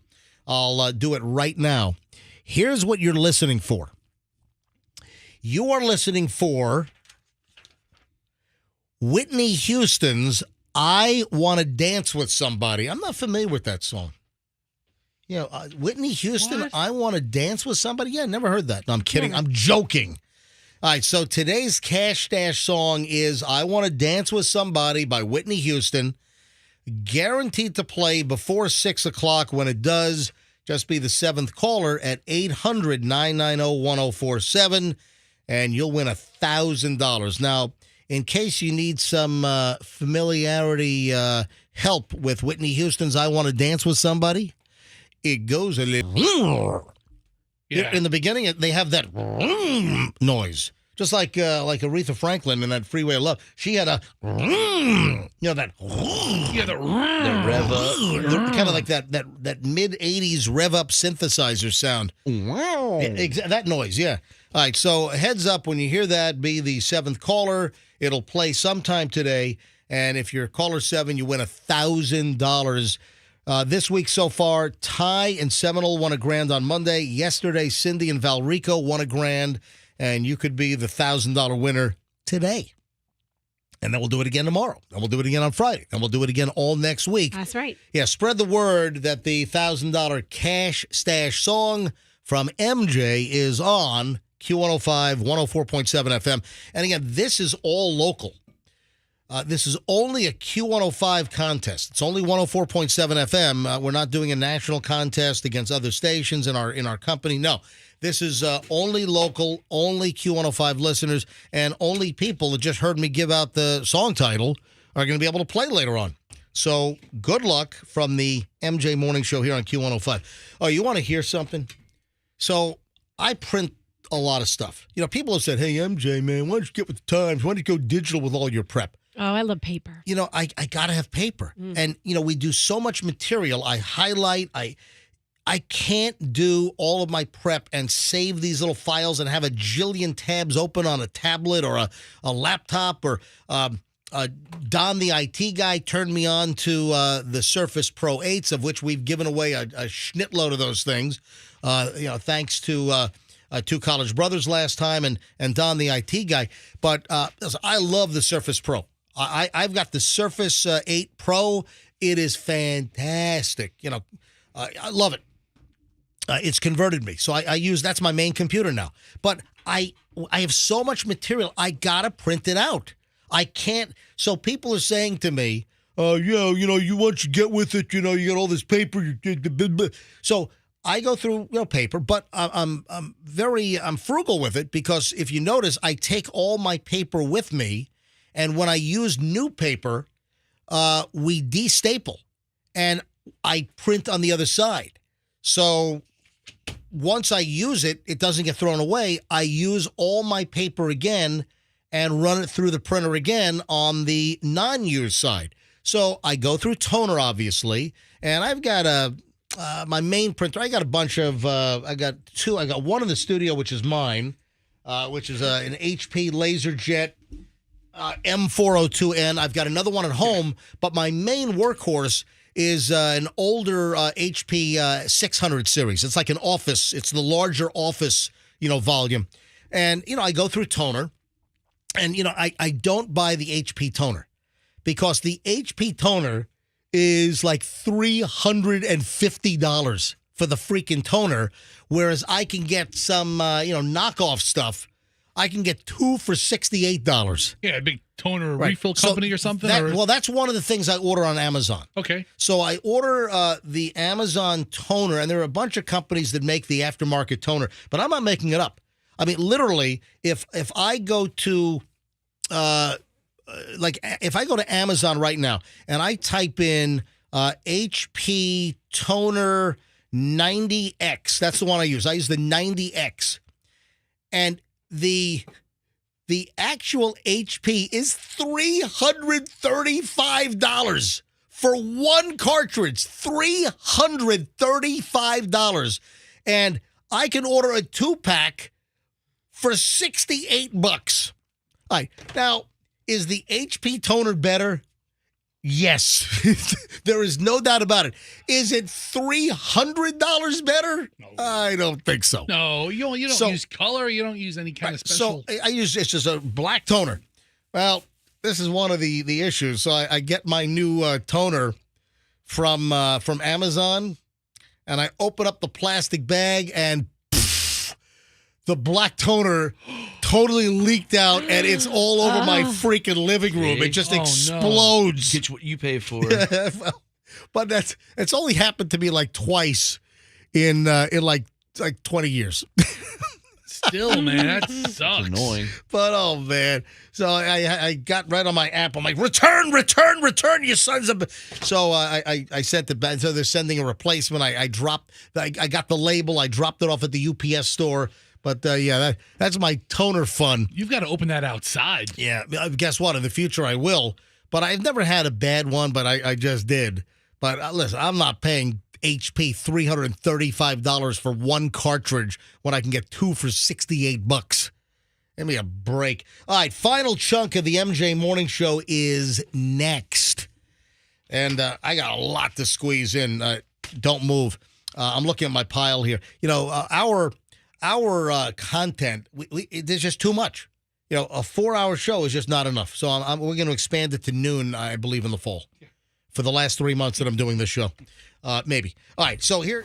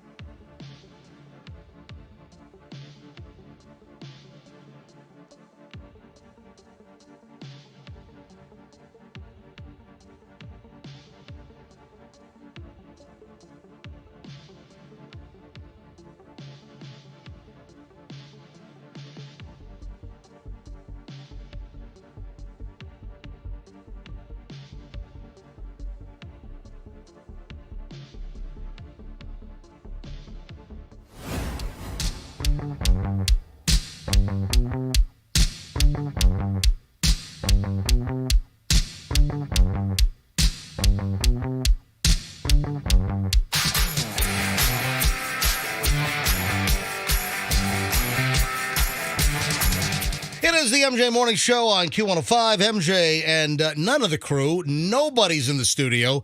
It is 9:31. It is just me. This I'm looking forward to. Oppenheimer is being called the best film of the century by Paul Schrader, who's the director. I'm aware of Paul Schrader. He, I guess, wrote Taxi Driver and the Card Counter, director, writer. So Christopher Nolan's Oppenheimer already getting very positive first reactions.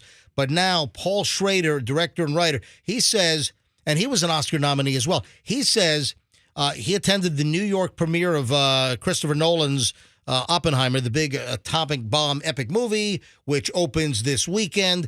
And he went on social media afterward and said it's the best, most important film of the century. Oh, how great can it be? Yeah, I mean, most important film of the century? Yeah, and then Has he said, seen Joe Dirt? He said the second most important film of the century is Barbie. Yep.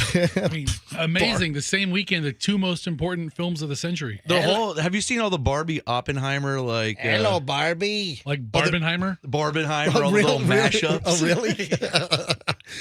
If you see one film in cinemas this year, it should be Oppenheimer, Schrader said in a Facebook post.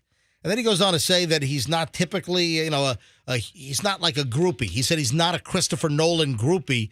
Listen, some of the old Christopher Nolan films, some of those are, kind of tough to follow, Yeah. Inception. And what's the one I just watched, which was like, so I just talked about it. We just watched one a couple of weeks ago. Yeah. Anyway, the time jumping, the back and forth thing. Easier to follow Eraserhead. Yeah, I think you're right. So the movie is going to be absolutely tremendous. And remember the viewing guide. Remember my viewing guide in that the best optimal way to see Oppenheimer is IMAX 70 millimeter. We do not have IMAX 70 millimeter in the Tampa Bay area. We don't have it. We've got like IMAX Laser. Those would actually be behind other possibilities. So number one, the best way is to find one of the 20 or 30 IMAX 70 millimeter theaters in America showing Oppenheimer and go there. We don't have IMAX 70 millimeter in Tampa Bay. We've got some regular IMAX, but you're better off seeing the 70 millimeter print before IMAX in Tampa Bay. So people think, oh, go to see the IMAX version. No, you're not seeing the one you need to see. So Michelle did all the research, and man, Michelle really got into this, my lovely wife. And we're this weekend, and I told you, we're going to see Oppenheimer at 9 o'clock on Sunday night. Smart. Well, that's because we were trying to get like 10 o'clock on Saturday morning, but all the good seats 2-3 weeks ago, all the good seats were already taken.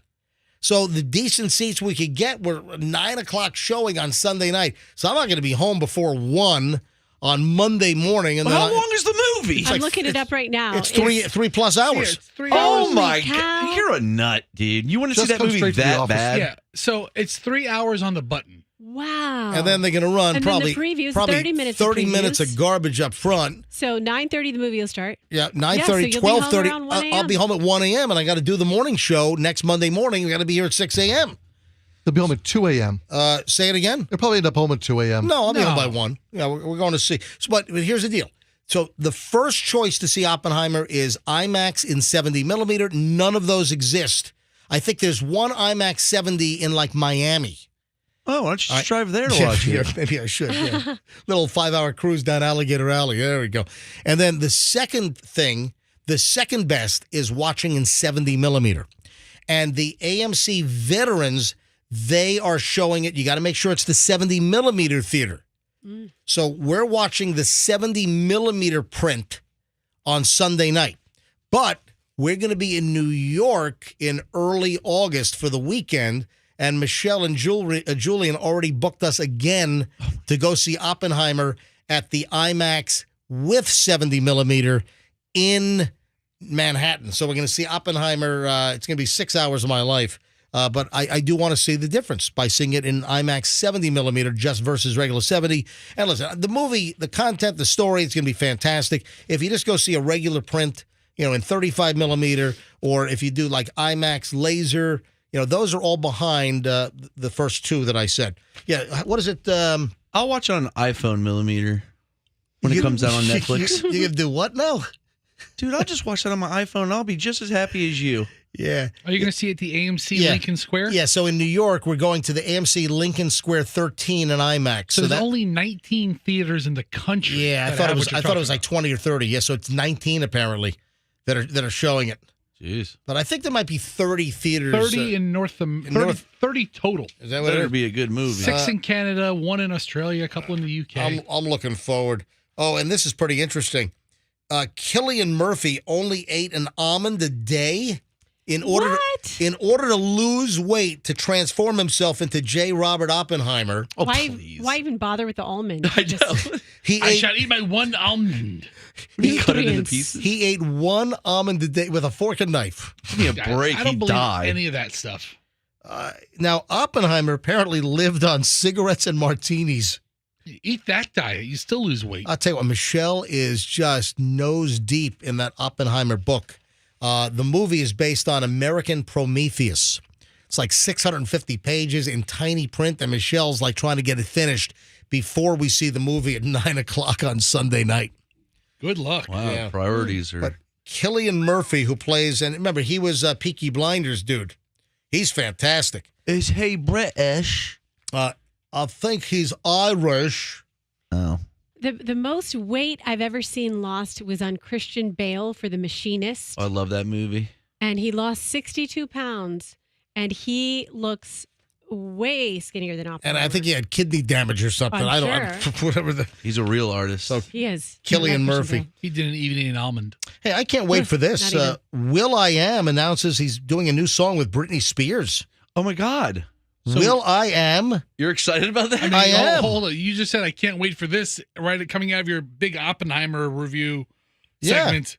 Okay, Yeah, wow. I'm a diverse individual. I want to hear Will.i.am and Britney Spears and what they concoct. Also from the entertainment world, because of the writer's strike, the actor's strike, the fall TV season is going to be screwed.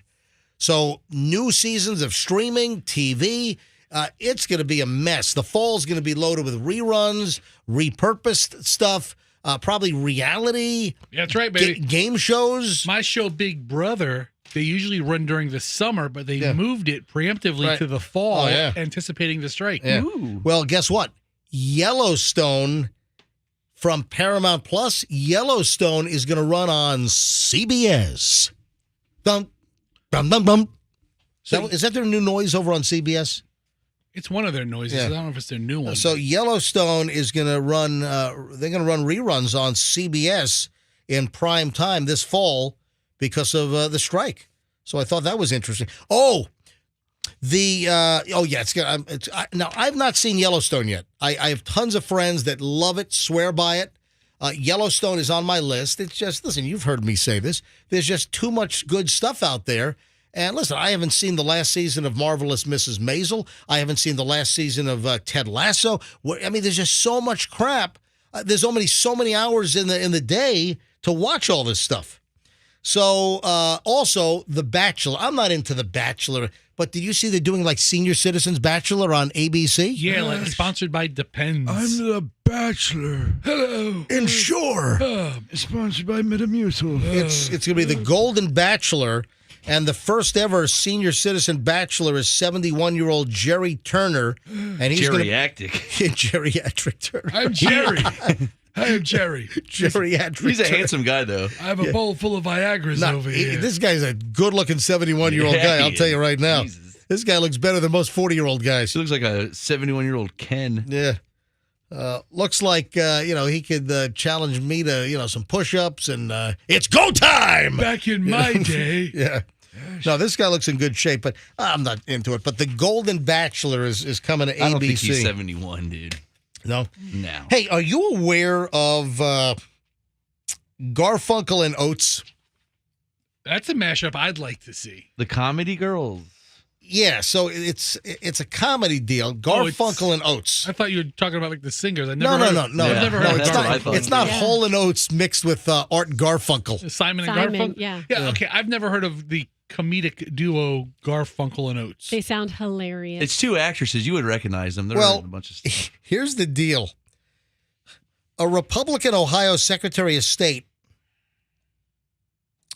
by the name of Frank LaRose launched a Senate campaign earlier this week in Ohio. And at his campaign event, suddenly this music blasts out of the speakers. You're for me in the ass because I love Jesus. The good Lord would want it that way. Give me that sweet sensation. You can't even play it, dude. It's foul. So I typed in Garfunkel into Google, and Garfunkel and Oates came up before Art Garfunkel, the legend. Oh, my God. I mean, can you imagine that song played? I just bleeped it. Just play it a little bit. And their songs are from 15 years ago. Oh, yeah. I've never heard of these people. Andrew went to a lot of work to bleep it. No, that was the only. There were no more bleeps. The only bleeps were up front. Not in that short clip. But wow, I mean that's unfortunate, right? Are they former SNLers? How do I know them? They've been on a number of big shows. Yeah, they're actors. Yeah. Hey, the first Tesla Cybertruck apparently has rolled off the assembly line. My God, that thing. I'm going to get one. That is horrific looking. I'm sorry. That looks like It looks like Minecraft. It's about time I start seeing them on the road. I haven't seen one in I don't know. Who the hell's this kid? Where did this kid come from? Hadley grabbed my mic and just comment about the Tesla truck. Hadley, it's not on the road yet. It's not even in the store. It's just a prototype has been seen. That's Fester's very fun daughter, Hadley. Yeah. It is not a practical, good-looking truck, man. Ugh, God. First of all, bite your tongue. That truck. Sorry, Elon. That truck's going to be awesome. You could throw a rock right through. Oops, the window broke. Yeah, remember that? Oh, did you see? This is terrible. This is awful. The Humane Society here in Tampa Bay, they're trying to save a mommy dog and her 8 puppies. Someone abandoned a mother dog and 8 puppies at a construction site. What is wrong with you? Tell me who you are, and I will go get a tire jack out of Fester's caddy trunk and beat you over the head with it. That is awful. You might get in trouble if you do that. Yeah, according to the Humane Society of Tampa Bay, a construction worker found the dogs locked inside a rusty metal crate and left at a construction site. A mother and 8 puppies. What kind of sicko did this? What kind of dogs? It doesn't say the kind of dogs, the story that I saw. But the shelter said in their Facebook posts that this is absolutely deplorable. The puppies were in bad shape, emaciated, starving, full of parasites and fleas. Oh. So they're trying to save all these dogs. And hopefully, they look like, I don't know. Here, I'll hold this up to MJTV. Adorable looking dog. Fester, are you in on adopting one of these? No, I don't want a trailer park poodle. I don't want an emaciated mutt. Hey, before we get out of here, I just want to say...